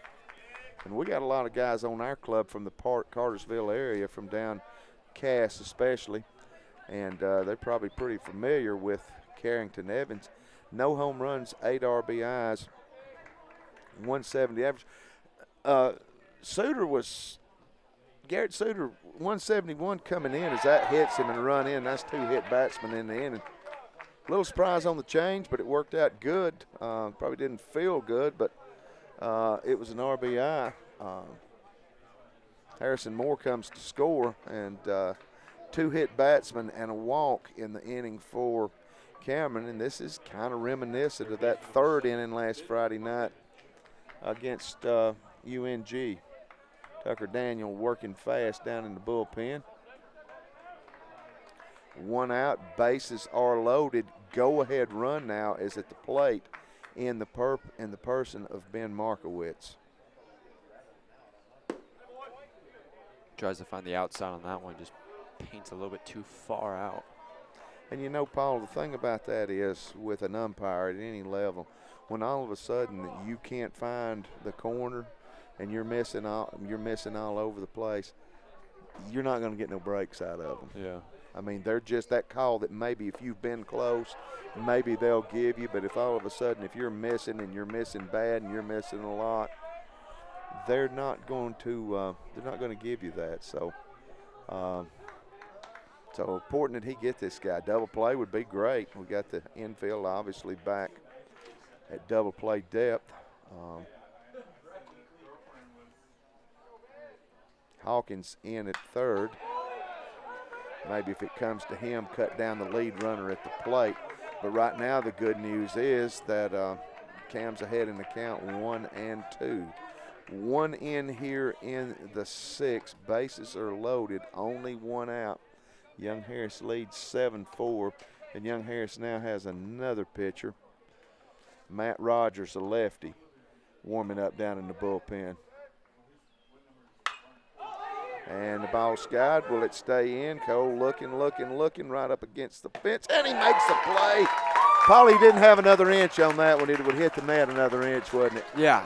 I was actually fully expecting that. I actually closed my eyes because I thought it was going to hit the metal on top.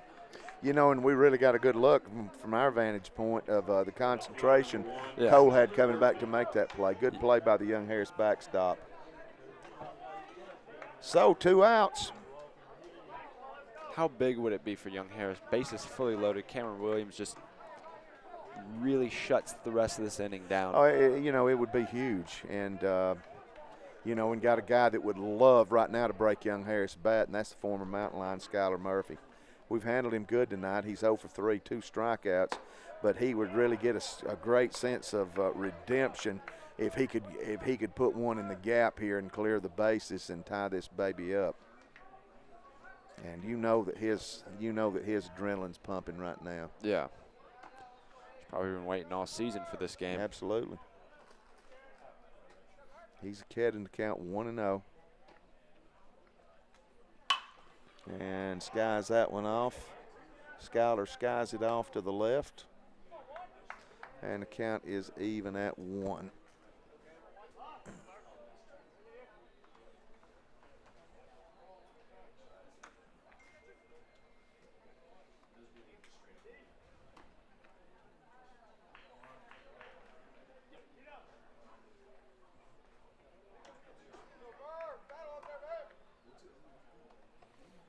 1-1 coming, hits it. Greer on his horse, he's got a beat on it. Makes the play, and a beautiful job by Cameron Williams, pitching out of a very, very tough jam, bases loaded, couple of hits, batsman to walk, but he perseveres, powers through, and gives up only 1 run, and left the bases full. And after 5.5, Young Harris leads Augusta University 7-4. Mountain Line Baseball on the Mountain Line Sports Network, powered by Ridgeline TV.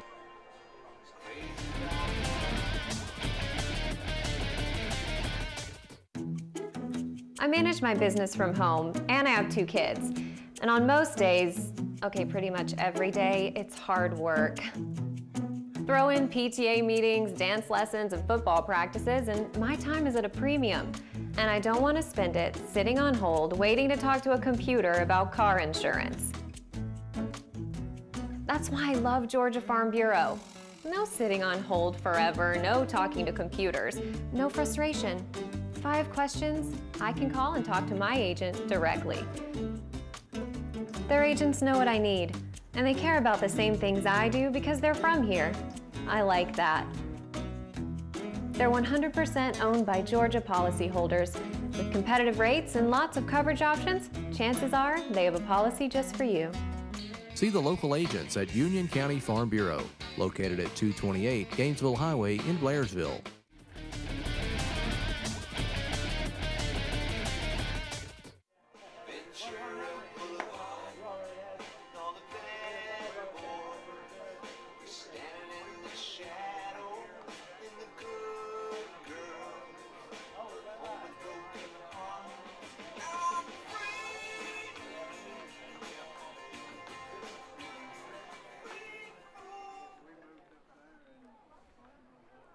Tristan Smith will lead it off for Young Harris. Second baseman, number 11. In the bottom of the 6th, he is 0 for 2. He's been a strikeout victim. Corley Reynolds would be on deck for Young Harris. Young Harris leads 7-4. Masterful job by Cameron Williams, getting out of a very, very, very tough spot.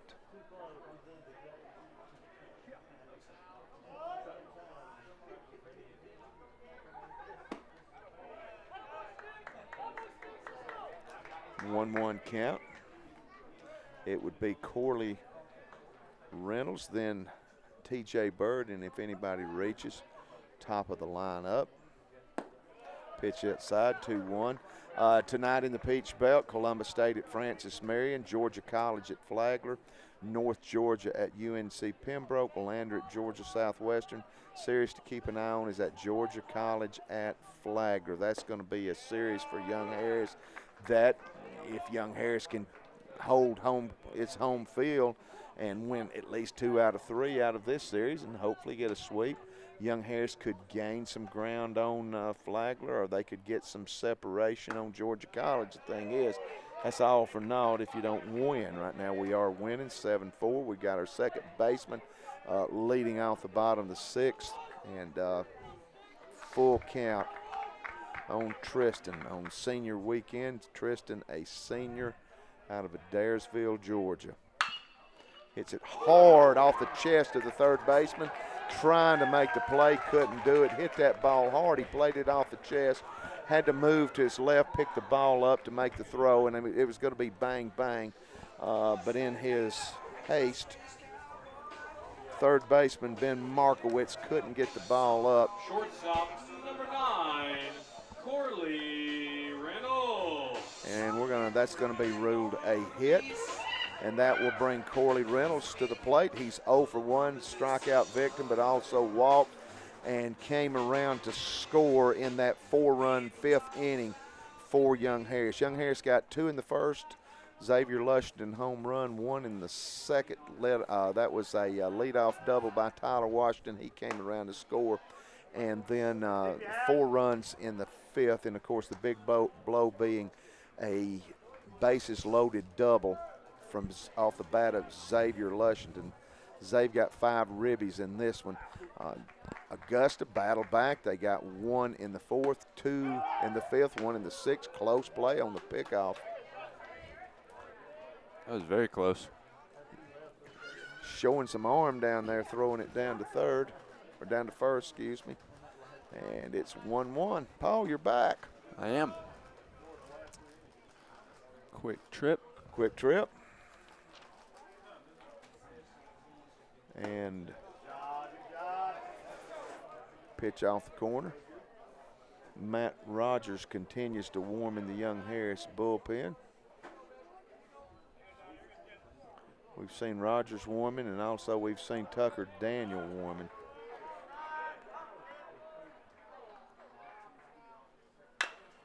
And Shopper to the third, going to go to second. Bang, bang. Going to be safe at first. Boy, that was very, very close at second, Paul. Yeah, but at first, Corley Reynolds was well over that base. Yeah, Tristan was moving on the pitch, and he got a good jump and Designated hitter number 7. did a good job of slowing down the throw of the second baseman. So kind of exchanged runners on the fielder's choice, Corley Reynolds. So this will bring T.J. Bird to the plate. He is 1 for 2. He also was instrumental in that big 4-run fifth. And with 1 out, barring a double play, we'll be coming back around to Tucker Greer in the top of the order. Pick-off play at first, not close. Reynolds dives back in. Yeah, Paul, we'll see in a little bit if we can't find out some info on that Georgia College at Flagler game. That's huge for Young Harris. And really, to a certain extent, the Columbus State at Francis Marion game, also pretty big for Young Harris. But Georgia College at Flagler, that's a big one. We got Flagler all over the place. Our women going to be down at Flagler.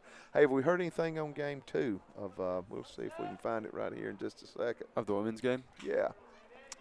I have not yet. We'll check here in just a second. I don't think that they have started yet. Mike usually lets us know. Our women got a big game, number 20 ranked in the nation, Georgia College in softball. Won the first one 5-2. 5-2.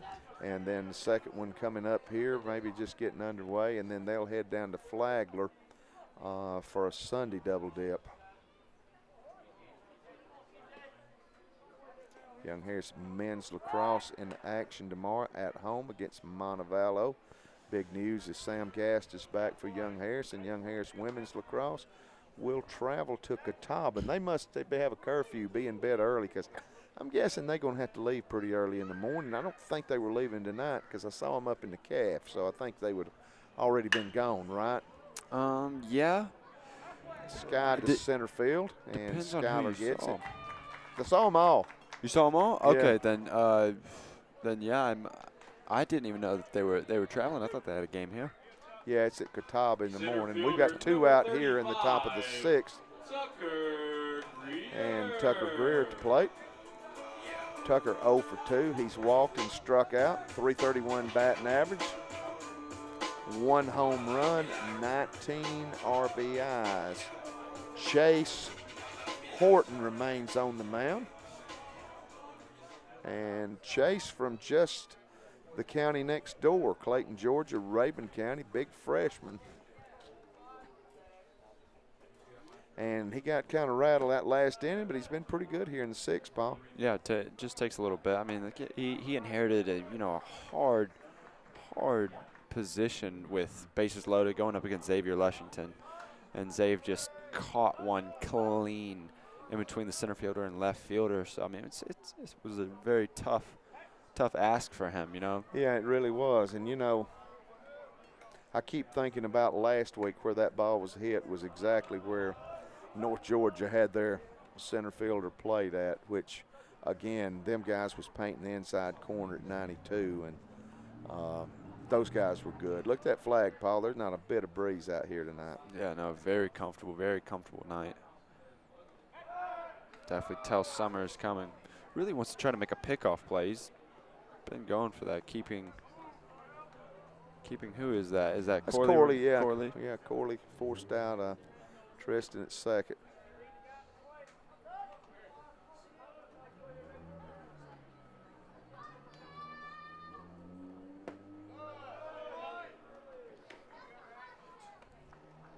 Well, I tell you, I look at some of the balls that we've seen here over the last few weeks. I mean, that ball that Xavier just hit, I'm sure that ball probably went 425. North Georgia, there's a kid from North Georgia last Sunday hit a ball over the scoreboard in center field.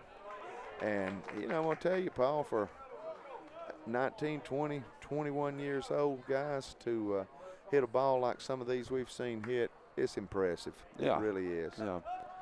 Takes a lot of training in those batting cages on this field. You know, like as a student athlete, I know how many hours you have to dedicate. You know, after practice, before practice, in the gym, you're like, because you don't want to settle for anything less than the best that you can give. So.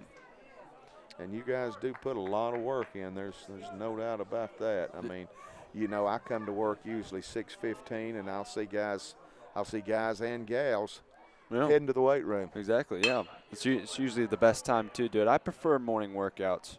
That one, Sky, to left, is going to go to the warning track, but that's as far as it's going to travel. We'll get a runner on, but we strand him there. We have played 6 here at Zell B. Miller Field. Your score is, Young Harris, 7. Augusta University 4. Mountain Line Baseball on the Mountain Line Sports Network, powered by Ridgeline TV.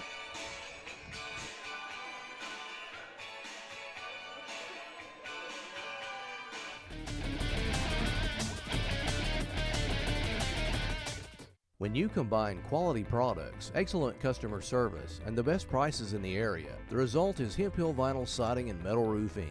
In business since 1963, Hemp Hill Vinyl Siding and Metal Roofing has served the surrounding area with a variety of home improvement supplies. Everything from vinyl siding in many colors, trim pieces, shutters, soffits, vents, and accessories. Hemp Hill Vinyl Siding and Metal Roofing, located west of Blairsville on Highway 515.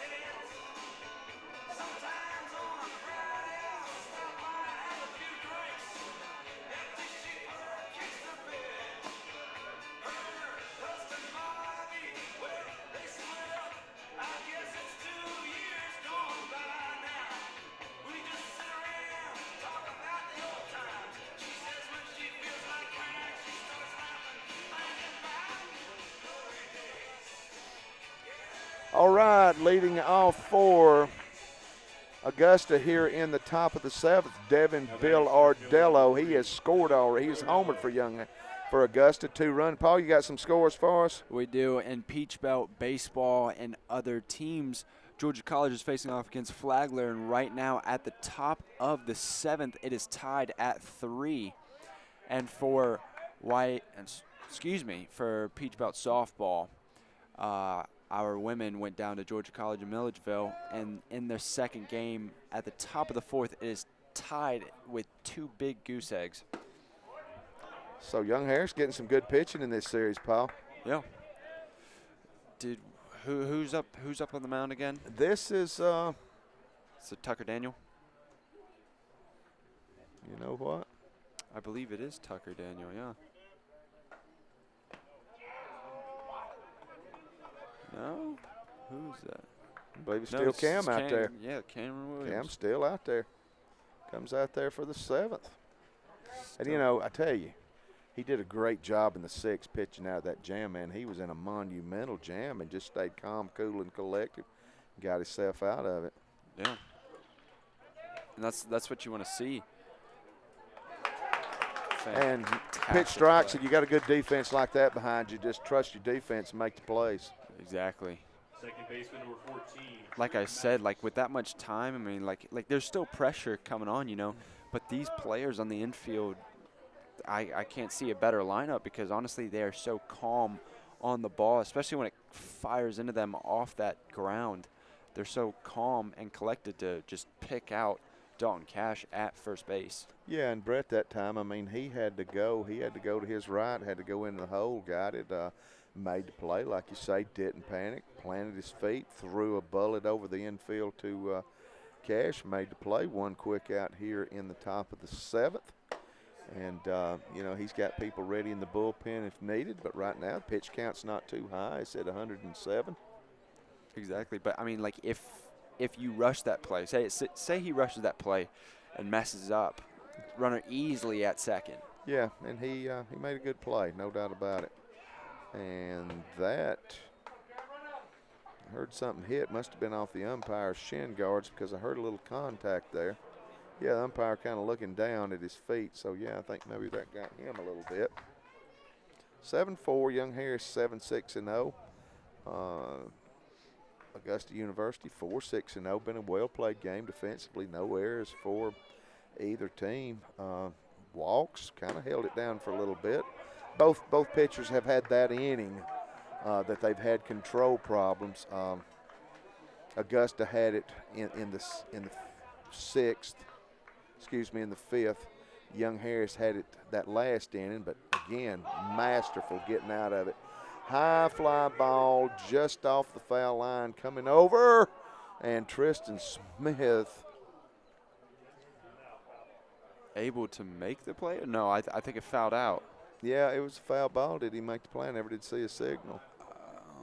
No, he was not able to make the play. It was weird. Dalton Cash called for the ball, and then Tristan Smith still went for it, and Tristan Smith dove for it. I don't know if he was able to completely get it in his glove. I think Dalton, I'm not sure, but I think Dalton, it looked like might have lost it in the lights because it seemed like at the last moment he just didn't really know where the ball was. Ball was skied.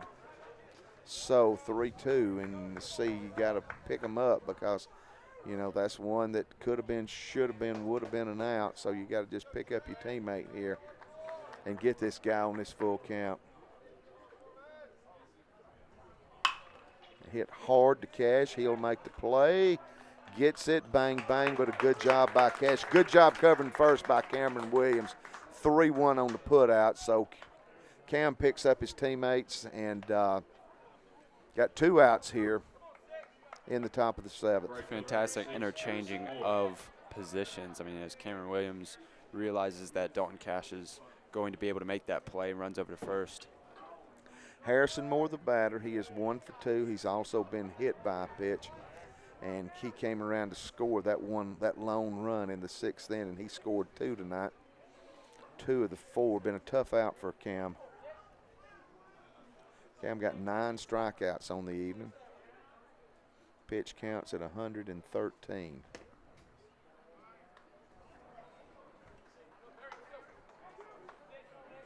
We still have Matt Rogers. He's the only one now in the bullpen. I think that's who they're going to go with whenever Cam comes off that mound. And at his rate, honestly, he could go another.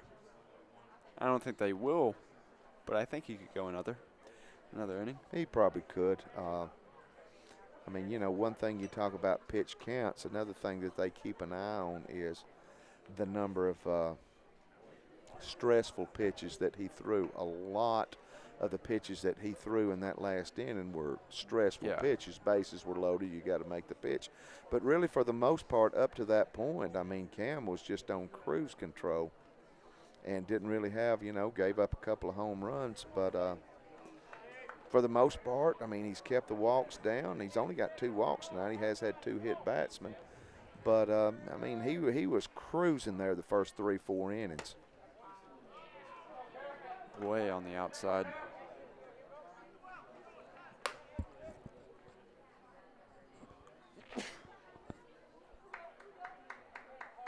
Two-0 pitch.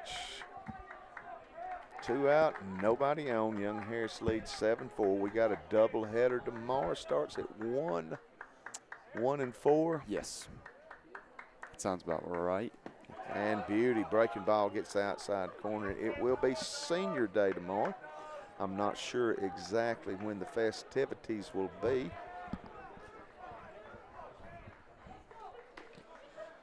Senior day is always a fun day. It is. So you get to honor. It's a fun and sad day. A lot of mixed emotions in it because absolutely.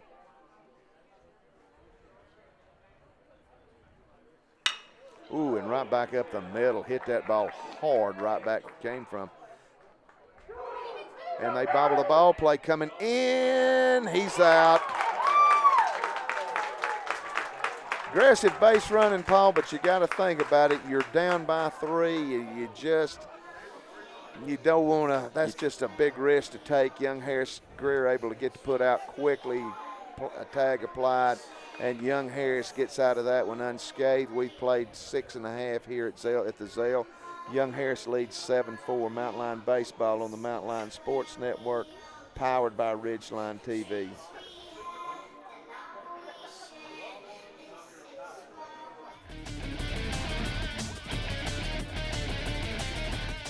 Locally owned since 1980, Leon's Flooring is your full-service flooring store with the largest showroom in the area, guaranteed to save you money with over 50 years of total sales experience. The folks at Leon's Flooring are experts in ceramic tile, carpet, hardwoods, and vinyl, located at 568 Murphy Highway in Blairsville, next to the Mexican restaurant and across from Mike's Seafood. Leon's Flooring, call them today at 706-745-9433. Oh, and by the way, say hello to Diesel while you're there.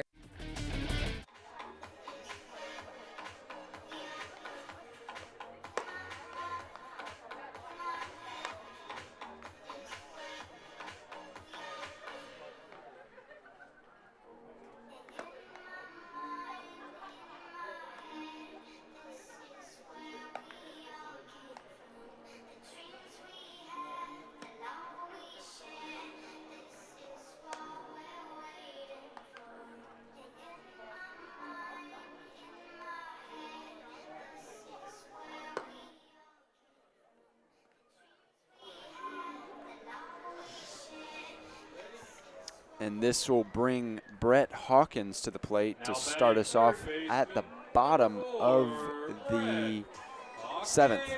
Brett had a good day, Paul. 1 for 2, 1 RBI, 1 walk. And he's very Brett-like. 352 average, no home runs, 17 RBIs. Good guy to start it out. Oh, yeah. It was Xavier Lushington on deck. This is definitely a formidable offense. Yeah, monster day for Zave. 2 for 3, home run, a double, 5 RBIs, averages up to 382. Again, I'm just kind of amazed. I'm looking at they're playing Brett. They're playing all of our left-handed batters straight away, and that really surprises me. Coming inside on him, too far in.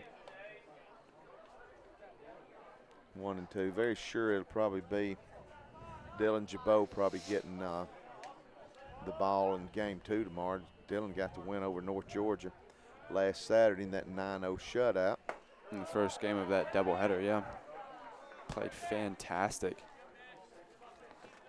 We had a shutout. It was 9-0. 9-0, yeah. Yeah. Played fantastic defense. And then I don't know whether we were just tired, but we got crushed in the second game. And leadoff walk. Nope.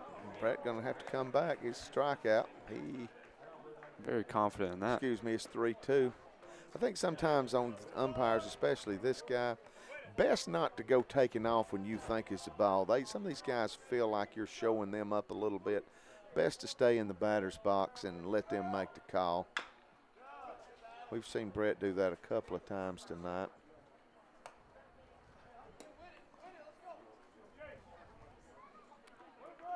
You know, it's funny is bad refs are a part of the game. I'm not saying that this guy's a bad ref or anything like that, but our coach always told us, he said, get in good with the ref. You know, smart. It's definitely really smart. Well, it's better for to like you than to think you got a bad attitude, for sure. Oh, yeah.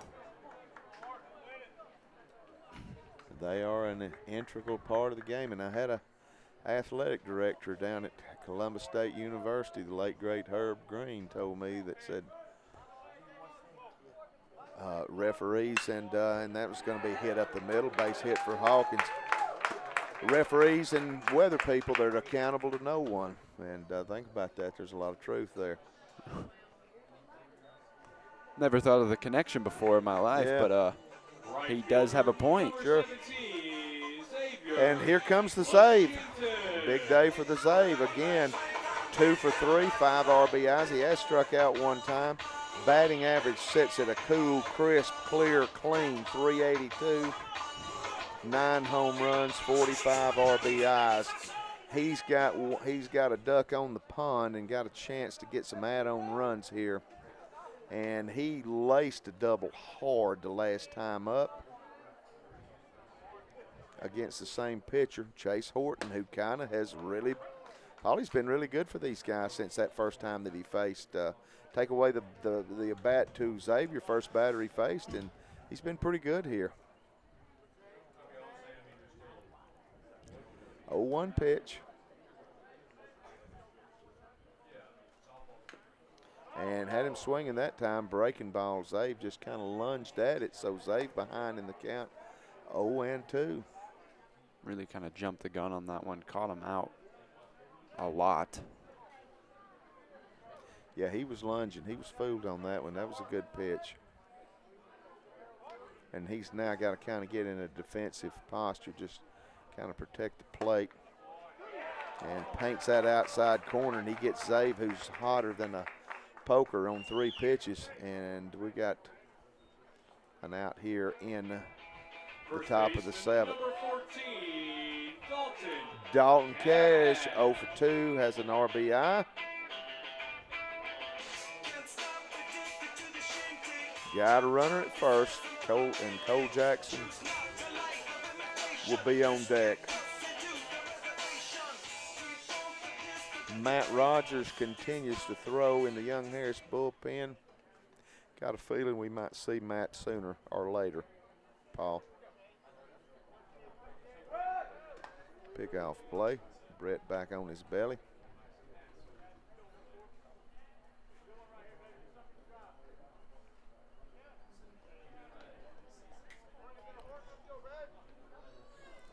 Just when you think that you get Zave out, you just got to face Dalton Cash. When you get Dalton Cash out, you got to face Cole Jackson. It's stout lineup. Yeah. Skies that one. Out to the right fielder. Ball's high, but the right fielder got a beat on it. He'll make the play, and we got 2 outs here, and this will bring Cole Jackson to the plate. Cole is 0 for 3. He has been a strikeout victim tonight. Average sits at 299, 5 home runs, 25 RBIs. Tyler Washington will be on deck if it gets that far.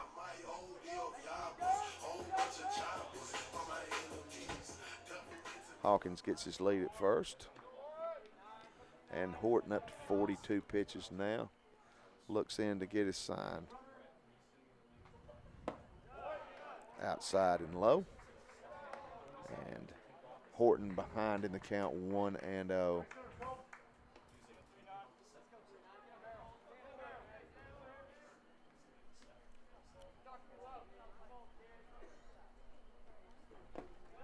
And again, low and in the dirt. They'll look Hawkins back to first.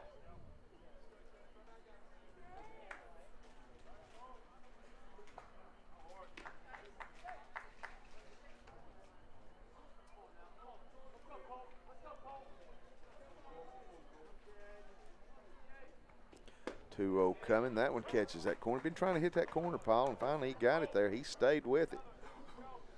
And I think he probably knows that Cole is really quick on the inside. He can jerk the ball out of here in a heartbeat, and he's trying to stay away from him on the inside.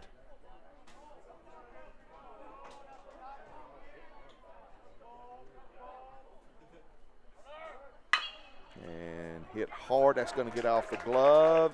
Going to dribble out, making his turn is Hawkins. They'll get him back. So ball hit hard down the third baseman, dribbled out in the outfield, and Young Harris got a little 2-out bingle. Looking for a little 2-out bingle here in the person of Tyler Washington, Paul.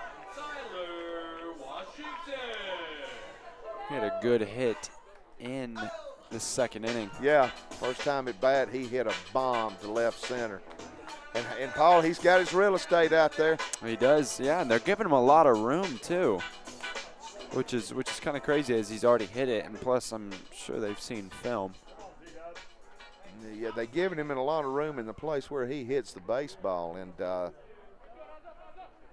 Catcher going to give signals to see how, curious to see how they pitch him here.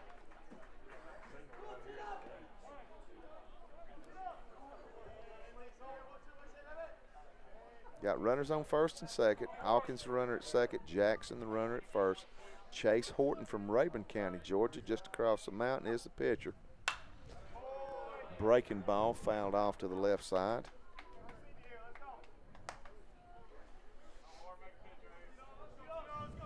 Tyler has 1 home run on the season. He is batting .317, and as Paul said, he doubled back in the second inning, came in to score on a wild pitch.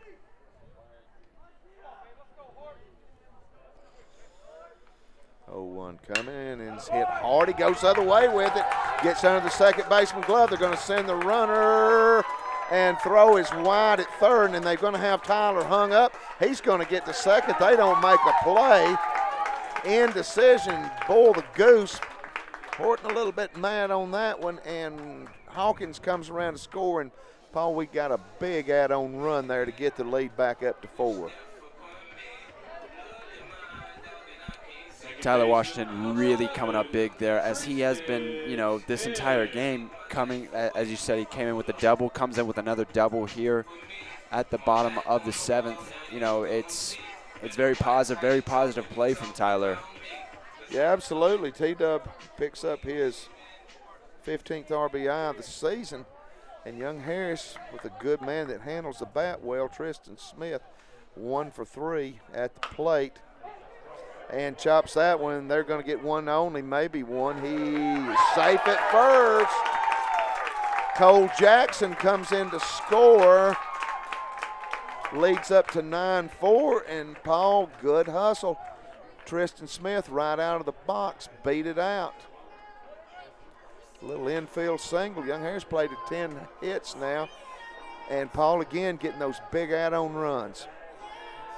Very hard running by Tristan Smith, as it almost looked like he barely hit that ball, but it ended up working out because, I mean, through hard running and just perseverance, and he's fast off the mark. And we got him at the corners, 2 outs, and Corley Reynolds at the plate, and Corley of late's been very good in these kind of situations. Loves the pressure. Yeah, he does.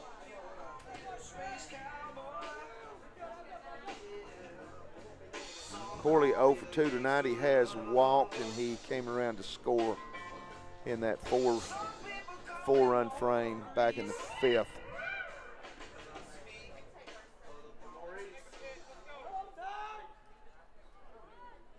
Big RBI opportunity for Corley.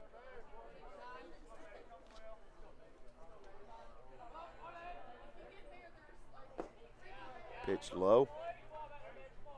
Smith, the runner at first. Washington, the runner at third.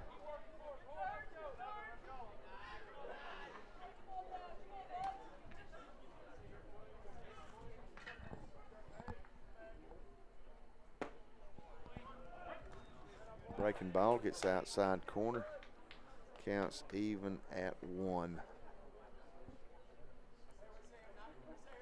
Matt Rogers continues to throw. Tucker Daniel, well, I don't know. Tucker's still down there. No, there's somebody else down there. Number 34. I think that's Jake Tomlovich. I think he's just got in the bullpen. And little squirter going to get, nope, second baseman makes a nice play. Thought it might get over his glove, but it didn't. Flirted with a little single up the middle, but second baseman makes a nice play. But Young Harris gets a couple add-on runs here. Couple left on base. We have played 7 here at the Zale. Your score is Young Harris 9, Augusta University 4. Peach Belt Baseball on the Mountain Line Sports Network, powered by Ridgeline TV.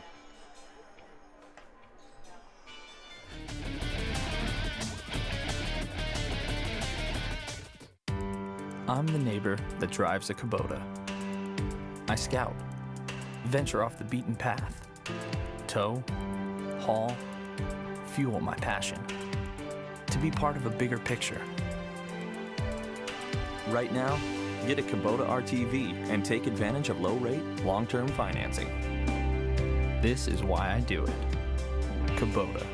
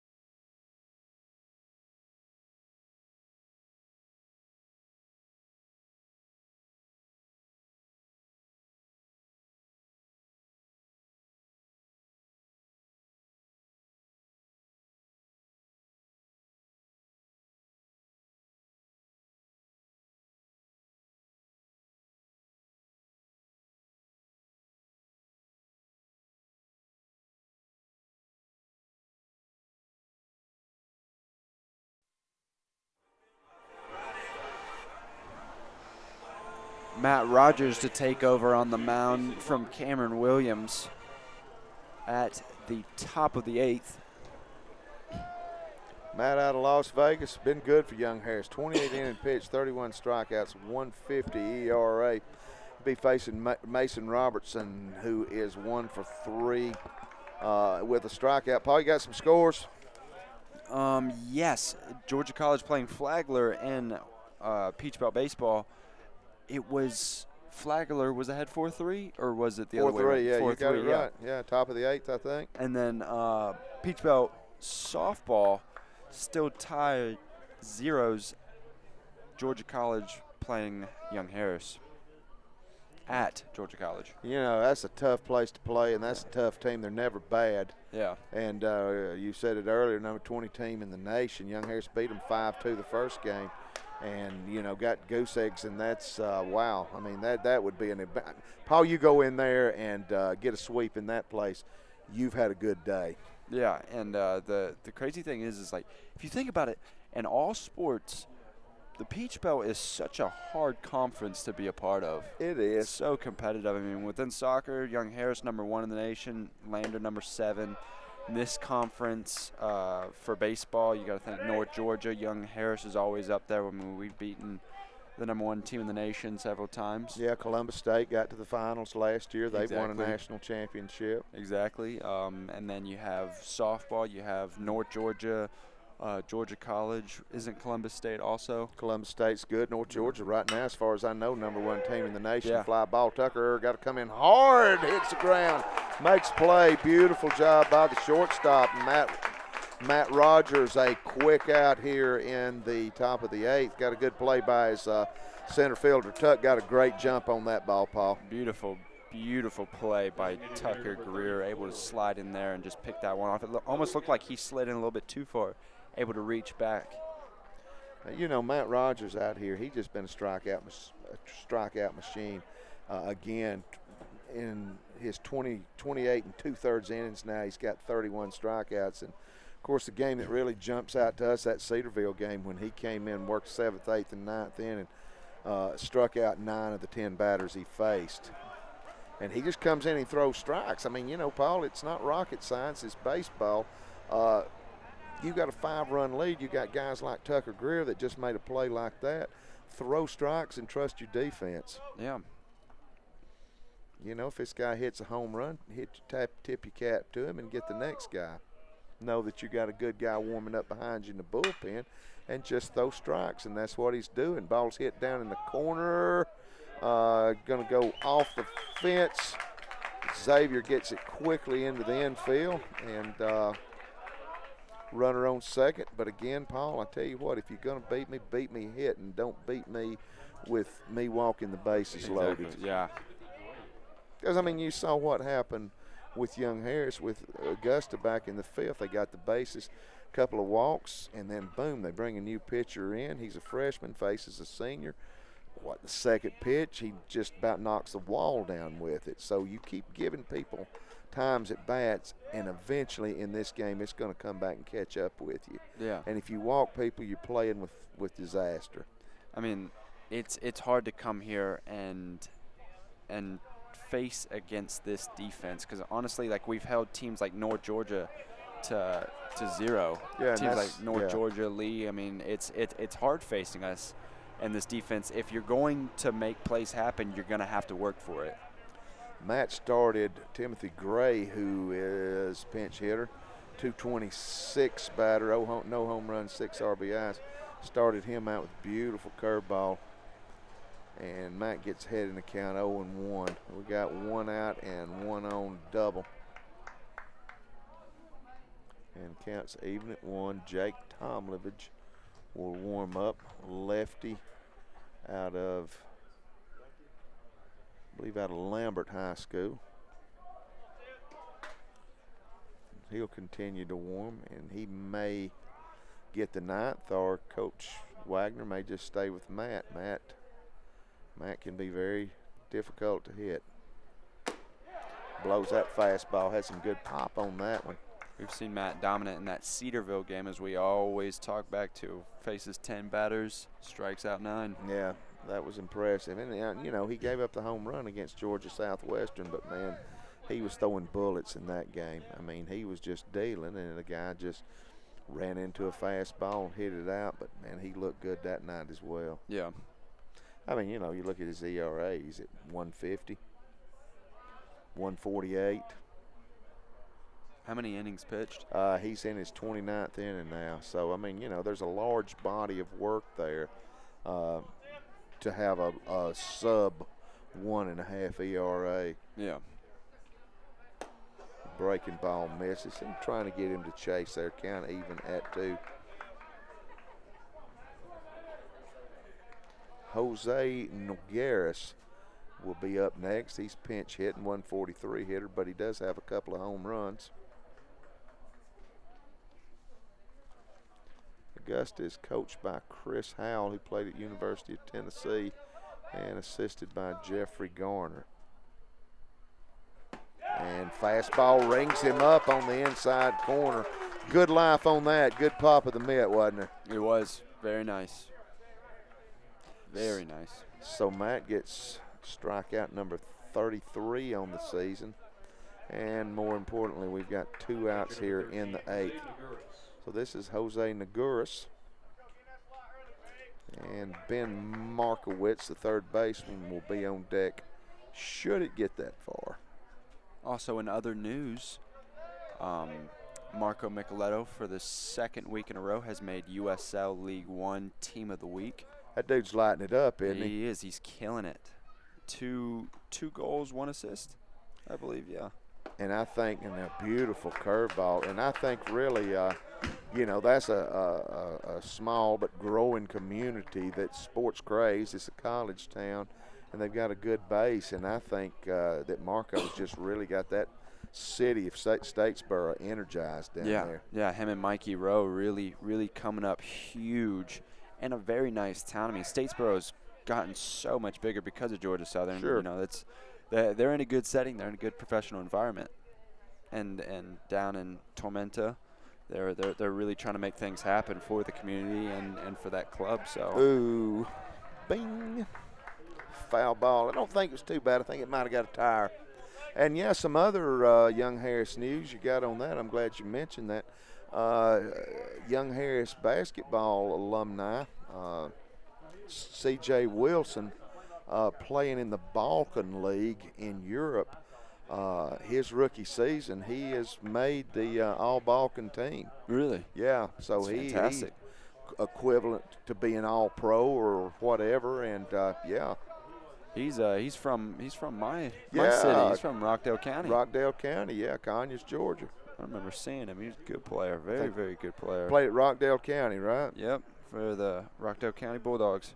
So my brother and sister went to school. And he was a great player for 4 years here at Young Harris, no doubt about that. The kid was, he wanted the ball. When the situation was on the line, he wanted the ball. I can think of 4 or 5 game winners that he'd made in his illustrious career here in the Brasstown Valley. So, and ball hit hard, curveball back up the middle. Tucker going to get it in. They're going to make the turn, and Tucker, a good job charging the ball. And again, why, might have scored, but why rush it? Why rush it? You got runners on third. You get a blast here off the bat of Ben Markowitz, and all of a sudden it's a 9-7 game. You get thrown out at the plate, you're in the dugout.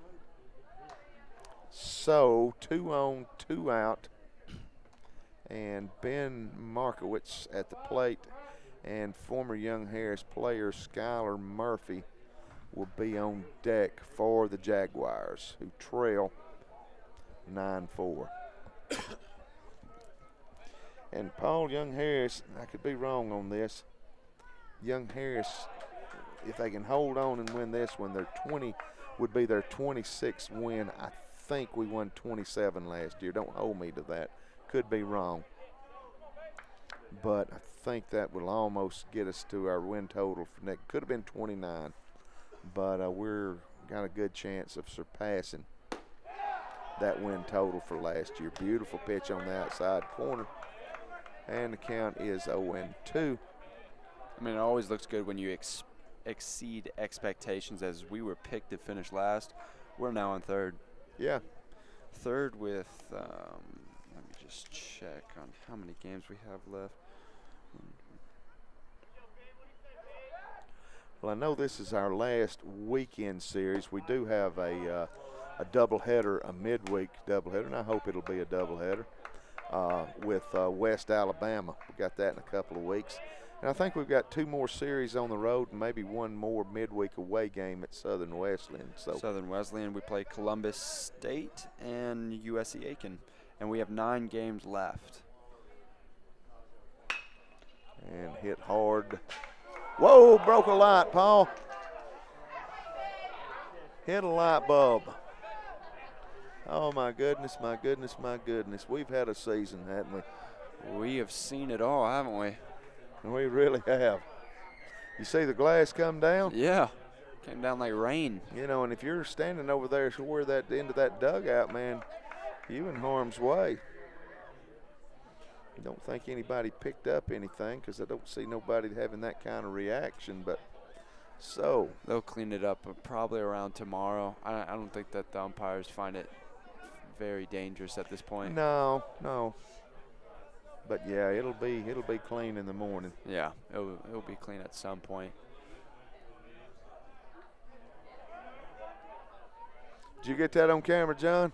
No. That's a hard thing to know that's going to happen, isn't it? Oh, Matt wanted that pitch. He came off the mound. 2-2. We got 2 on, and we got 2 out here in the top of the 8th. 4-9-0 for the Jaguars. For our Mountain Lions, 9-10-0.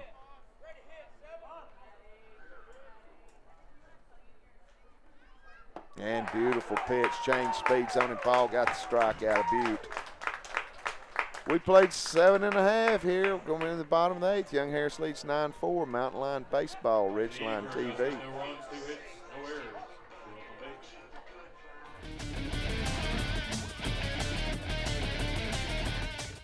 For years, your source for sales, parts, accessories, and service for golf carts has been North Georgia Golf Carts. Now they're at a new, more convenient location. Owner Rick Goddard and staff are there to assist you with all your golf cart needs. They sell and service all types of golf carts, from E-Z-GO to Club Car to Yamaha. And they provide pickup and delivery for any service work. That's North Georgia Golf Carts, now located east of Young Harris near the intersection of US Highway 76 and State Highway 17 North.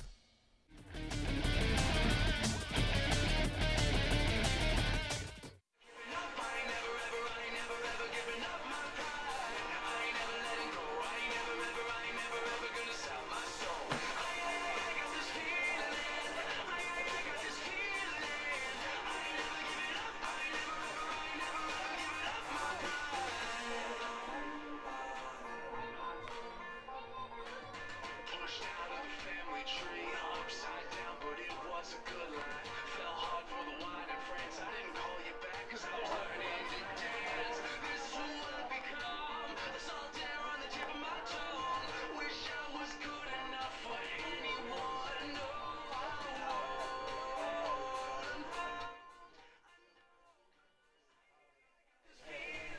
Pitching for Augusta, number 28, Church. New pitcher. Kind of metropolitan Chattanooga. And lefty. Won the first game of the doubleheader. Yeah, they're 31-11 coming in, and Young Harris got 5 strong innings out of Louise Dissy. Haley Shope on the mound now for Young Harris. And they'll have a day off tomorrow, and then they will hit it down to Flagler on Sunday. Long trip. Yeah, you know, the beauty of that being at Georgia College, when they take off in the morning, they'll be halfway there. Yeah. And I guess that's one way to look at it. But coming back, no, they'll have to come all the way back. And then probably have to have an 8 a.m. class, right? Yeah, no, it's tough. I mean, like, you got to think of all the papers, getting crunch time with finals just around the corner.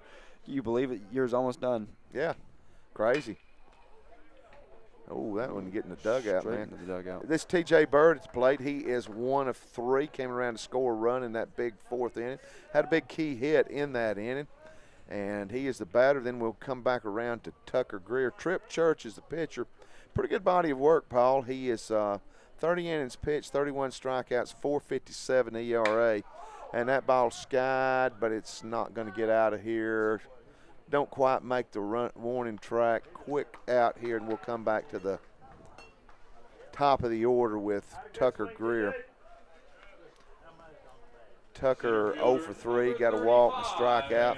Tucker Greer. Would love to get to see Xavier Lushington swing the bat one more time tonight, Paul. Yeah.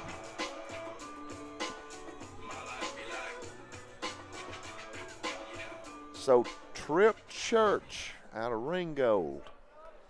Not really too far from here. Over in the Chattanooga area. Breaking ball out in the front. He quickly pounces off the mound and makes a play. Made it close. I don't know if he actually meant to fully swing on that one. No, I don't think so. I think he was trying to check and the ball got to bat because he was fooled on the pitch and just kind of, got down the line good, made it close. I really thought the pitcher that Church, his throw was just kind of a little hesitant, and I thought he was going to pull the first baseman off the bag. But 2 quick outs for Church here, and this will bring Brett Hawkins to the plate. Paul, he's had himself a good night. 2 for 3 with an RBI and a walk. 357 average right now. No home runs, 17 RBIs. Horton really coming out and making 2 quick outs. Sorry, not Horton Church. Forgot we had to change. You know, Horton pitched pretty well. Yeah, Horton did pitch. And that ball lined to right field. Brett'll make his turn. So we're going to get Xavier Lushington up one more time, and what a night he has had. 2 for 4, 5 RBIs, home run, a double. That struck out twice. Struck out the last time on 3 pitches. Number 17, Xavier Lushington. But he's going to look for something he can launch here, Paul. Yeah. He got a 5-run lead, a runner on, and if he can find something that he can launch, he's going to go for it. Yeah, he definitely wants to go out with another bang. Wind is nothing. Beautiful night, Paul. I brought a coat and hadn't even thought about putting it on. Yeah, it's very, very pleasant. Pitch comes way inside on that one. Dalton Cash on deck. Should get that far. But a red-hot hitter, 380 average at 9 home runs, 45 RBIs. Left-hander looks in. Pitch coming. He's going to foul it off to the right side. No metal damage.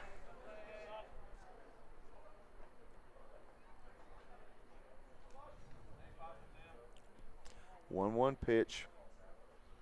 No light damage either. No light damage, right? Yeah. I don't know if I've ever seen that here. And nice pitch, fastball at the knees on the outside corner. And again, Xavier's behind in the count, 1-2.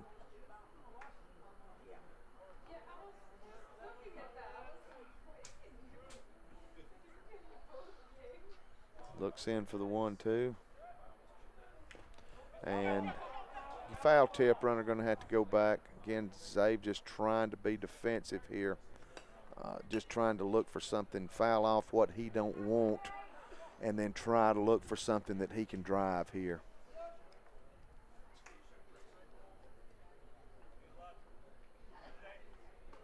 He got a big alley in left center. He got a lot of real estate out there. Now the center fielder's kind of moving over just a little bit.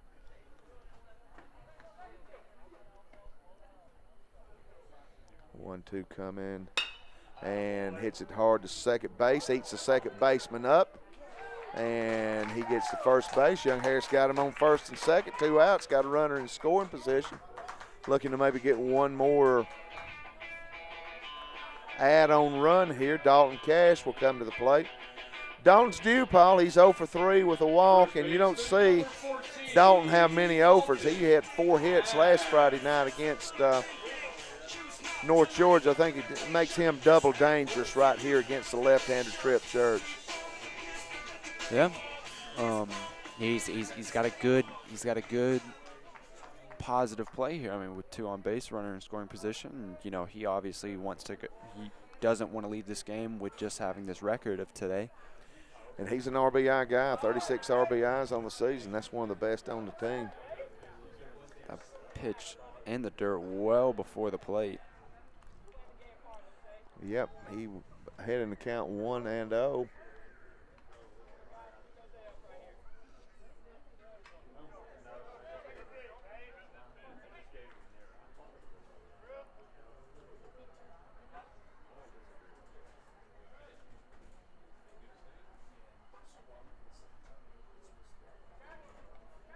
Church looks in.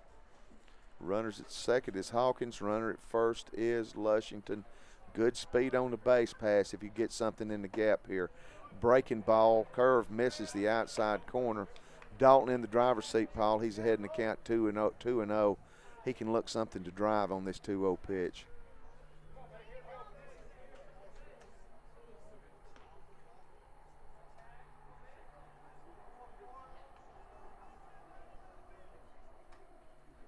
And low and in the dirt. The runners wisely didn't go. I don't think there was anywhere to. I don't think anything could come out of that. Zave kind of straight. I think he may thought Brett was going, but didn't have anywhere to go on that one. That ball didn't get far enough away. 3-0 pitch. Got Cole Jackson next. Let's see if they would cut him loose here on a 3-0 if he'll be taken all the way. I think he was taken. Pitch was a good pitch. It was on the outside corner. I don't think that's what he was looking for to want to take. Just take a hack at. Yeah. Nobody in the bullpen. Tomlovich is probably ready if we need him, but Matt Rogers really looked good in the 8th. 3-1, breaking ball, lines it up the middle. That's going to try to find its way into the gap. Hawkins going to come around and score.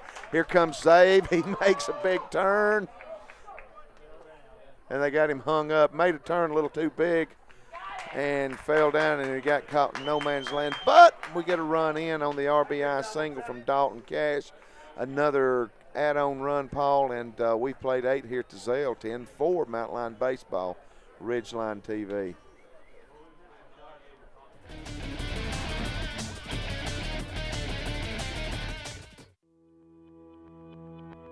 Constantly challenging ourselves as a college means more learning opportunities, better teaching, more innovative programs, greener facilities, a stronger community, and happier students.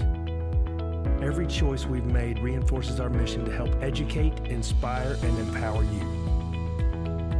Young Harris College. This is the place where your future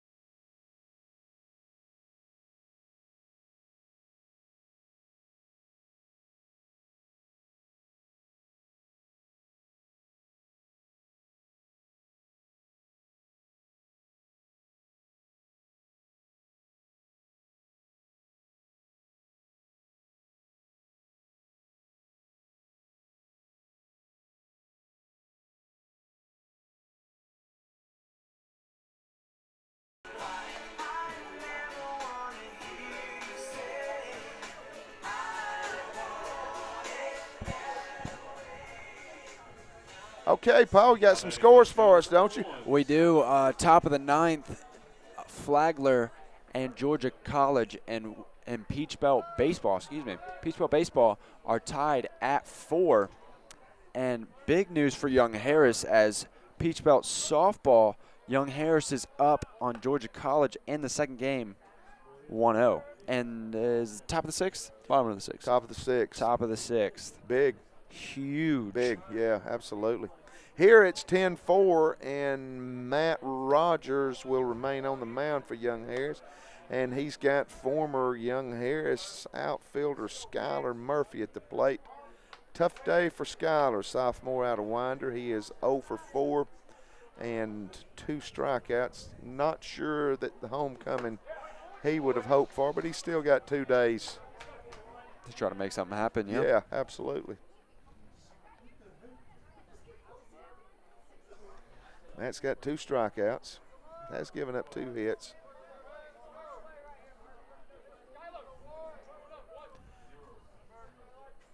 And that ball hit hard. Skyler's going to get his first hit of the night. Going to get down in the corner. He's going to make a turn. T-Dub going to make a play at second. Tyler going to come in sliding, so Skyler gets a leadoff double. And, Paul, we're not in the business as we're up 10-4. We're not in the business of counting our chickens before they hatch, but go back to the last 2 series. We lost a tough game 2 weeks ago against Georgia Southwestern. Well-played game, both teams. Guy they brought out, Tucker Smith, one of the best pitchers in this conference. Lost by 1 run, home run late. Last week we lost a series opening game to North Georgia 4-1, a game that was a lot closer than the score would indicate. How big for Young Harris if they can hold on here in this very big series for us to get game 1 and know that you've got that one under your belt and you come out for a doubleheader tomorrow? Got to be a huge lift. Yeah, I mean, obviously, you get the first game, and like obviously, the goal is to win all the games, correct? Sure. When the weekend comes, you're like, all right, we have Friday, Saturday, and Sunday. Win all 3, go home, 3 wins. Yeah. Or stay home, 3 wins. And so it is huge because you build the momentum off of the first game. You take the positives. You've already played the team, so you're used to it at this point. Play going to happen here. Possibly going to run. Yeah, good job backing it up.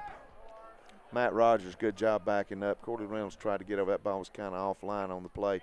Ball was hit pretty hard, almost out to the warning track. Probably hit the ball 395 feet. Murphy able to advance. But, yeah, I mean, it is. And, you know, we have lost opening game the last 2 series. We rebounded and won 2 out of 3 against Georgia Southwestern. Split that doubleheader and only won 1 out of 3. But, you know, this is a big series for us, Paul, in so many ways. A sweep here, I mean, you know, win tonight, you think about, okay, go get 2 tomorrow, like you said, and how much that it could possibly elevate Young Harris in the standings. Flagler's playing Georgia College tonight.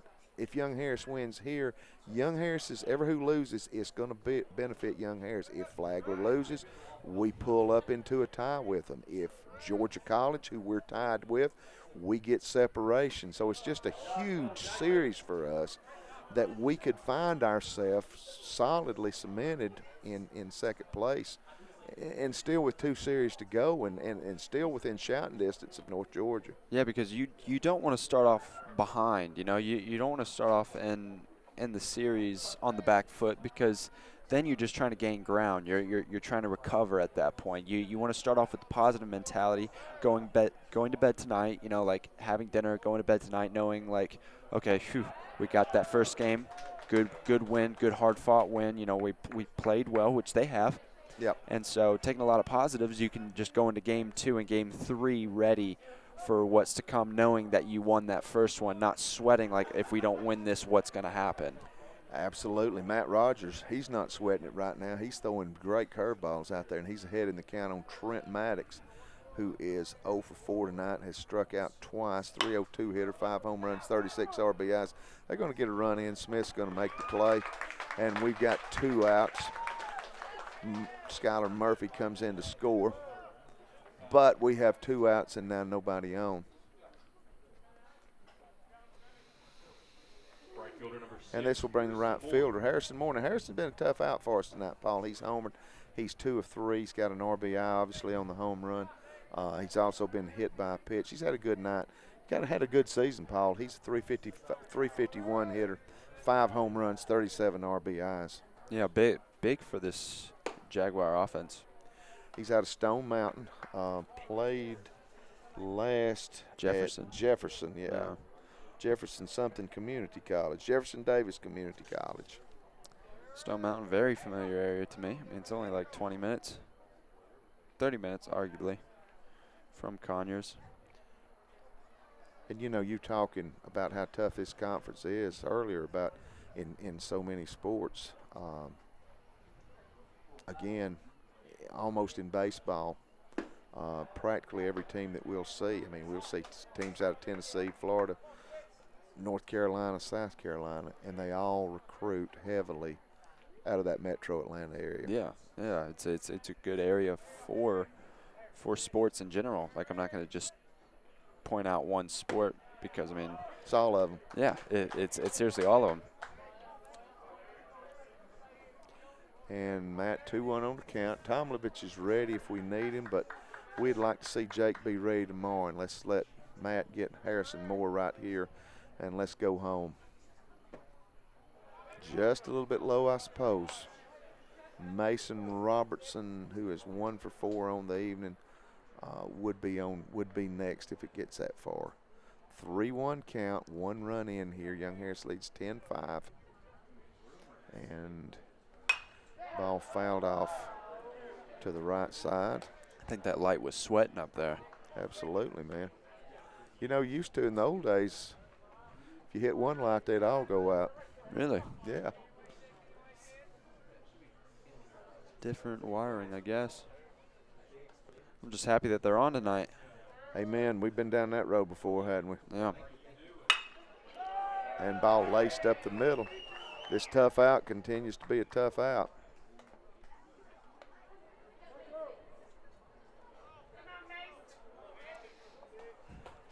Columbus State at Francis Marion tonight, Paul, is weathered out. It was at Columbus State, you said? I believe it's at Francis Marion. Francis Marion, North Carolina area? Yeah, That's South Carolina, yeah. South Carolina? Yeah. Up toward the North Carolina line, though, up close. Young Harris, we're in the bottom of the 6th now. Young Harris leads 1-0. Whoa, Paul, what is it you always say? It's almost like a 3D movie. I duck every time. I know there's a net, but you know it's coming, but it scares you anyway. Yeah. Our next broadcast will be tomorrow at 1. Young Harris men's lacrosse, Great Lakes Valley Conference game against University of Montevallo. Greatly improved. Young Harris is kind of pumped up. Got Sam Gasta back. And, Paul, you're going to be doing the public address on that, correct? I will be. 1-1 count. Mason Robertson, who's 0 for 4 and been a strikeout victim, he's down in the count 1-2. Matt with 2 strikeouts on the night.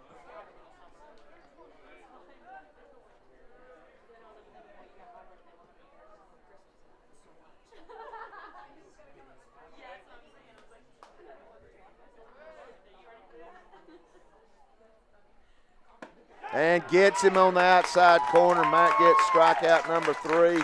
And Young Harris closes out, Paul, get an opening series 10-5, 5-11-1 for the Jaguars. Young Harris 10-12-0. Young Harris will now go to 12-8 in the conference, 26-13 overall. Paul, final thoughts? Final thoughts, obviously positive result for the Mountain Lions as they open up this series this weekend with a win and a heavy win with 10-5. Very positive hitting, as you can see that we were putting up huge numbers on the board from Xavier Lushington. Brett Hawkins getting a few hits in there. Tyler Washington coming up being very positive today. And, holding them to only 5 runs is huge. It really is big. Yeah, Cameron Williams good at starting, and Matt Rogers was Matt Rogers in relief. Yeah, you're exactly right. Next baseball action will be tomorrow, a double dip here at the Zell, 1 p.m. start. I believe so. 1 and 4. Our next broadcast will be Young Harris men's lacrosse tomorrow at 1 against University of Montevallo. But every chance I get a chance, I'll come out on the porch and give you an update there. Young Harris softball right now in a tough one. We've already took game 1 of a doubleheader against Georgia College, and we lead 1-0 last time we checked in the bottom 6. So Tommy and Paul with you on a winning night, 10-5 your final score. Young Harris winners in a big Peach Belt game. Mountain Line Baseball on the Mountain Line Sports Network, powered by Ridgeline TV.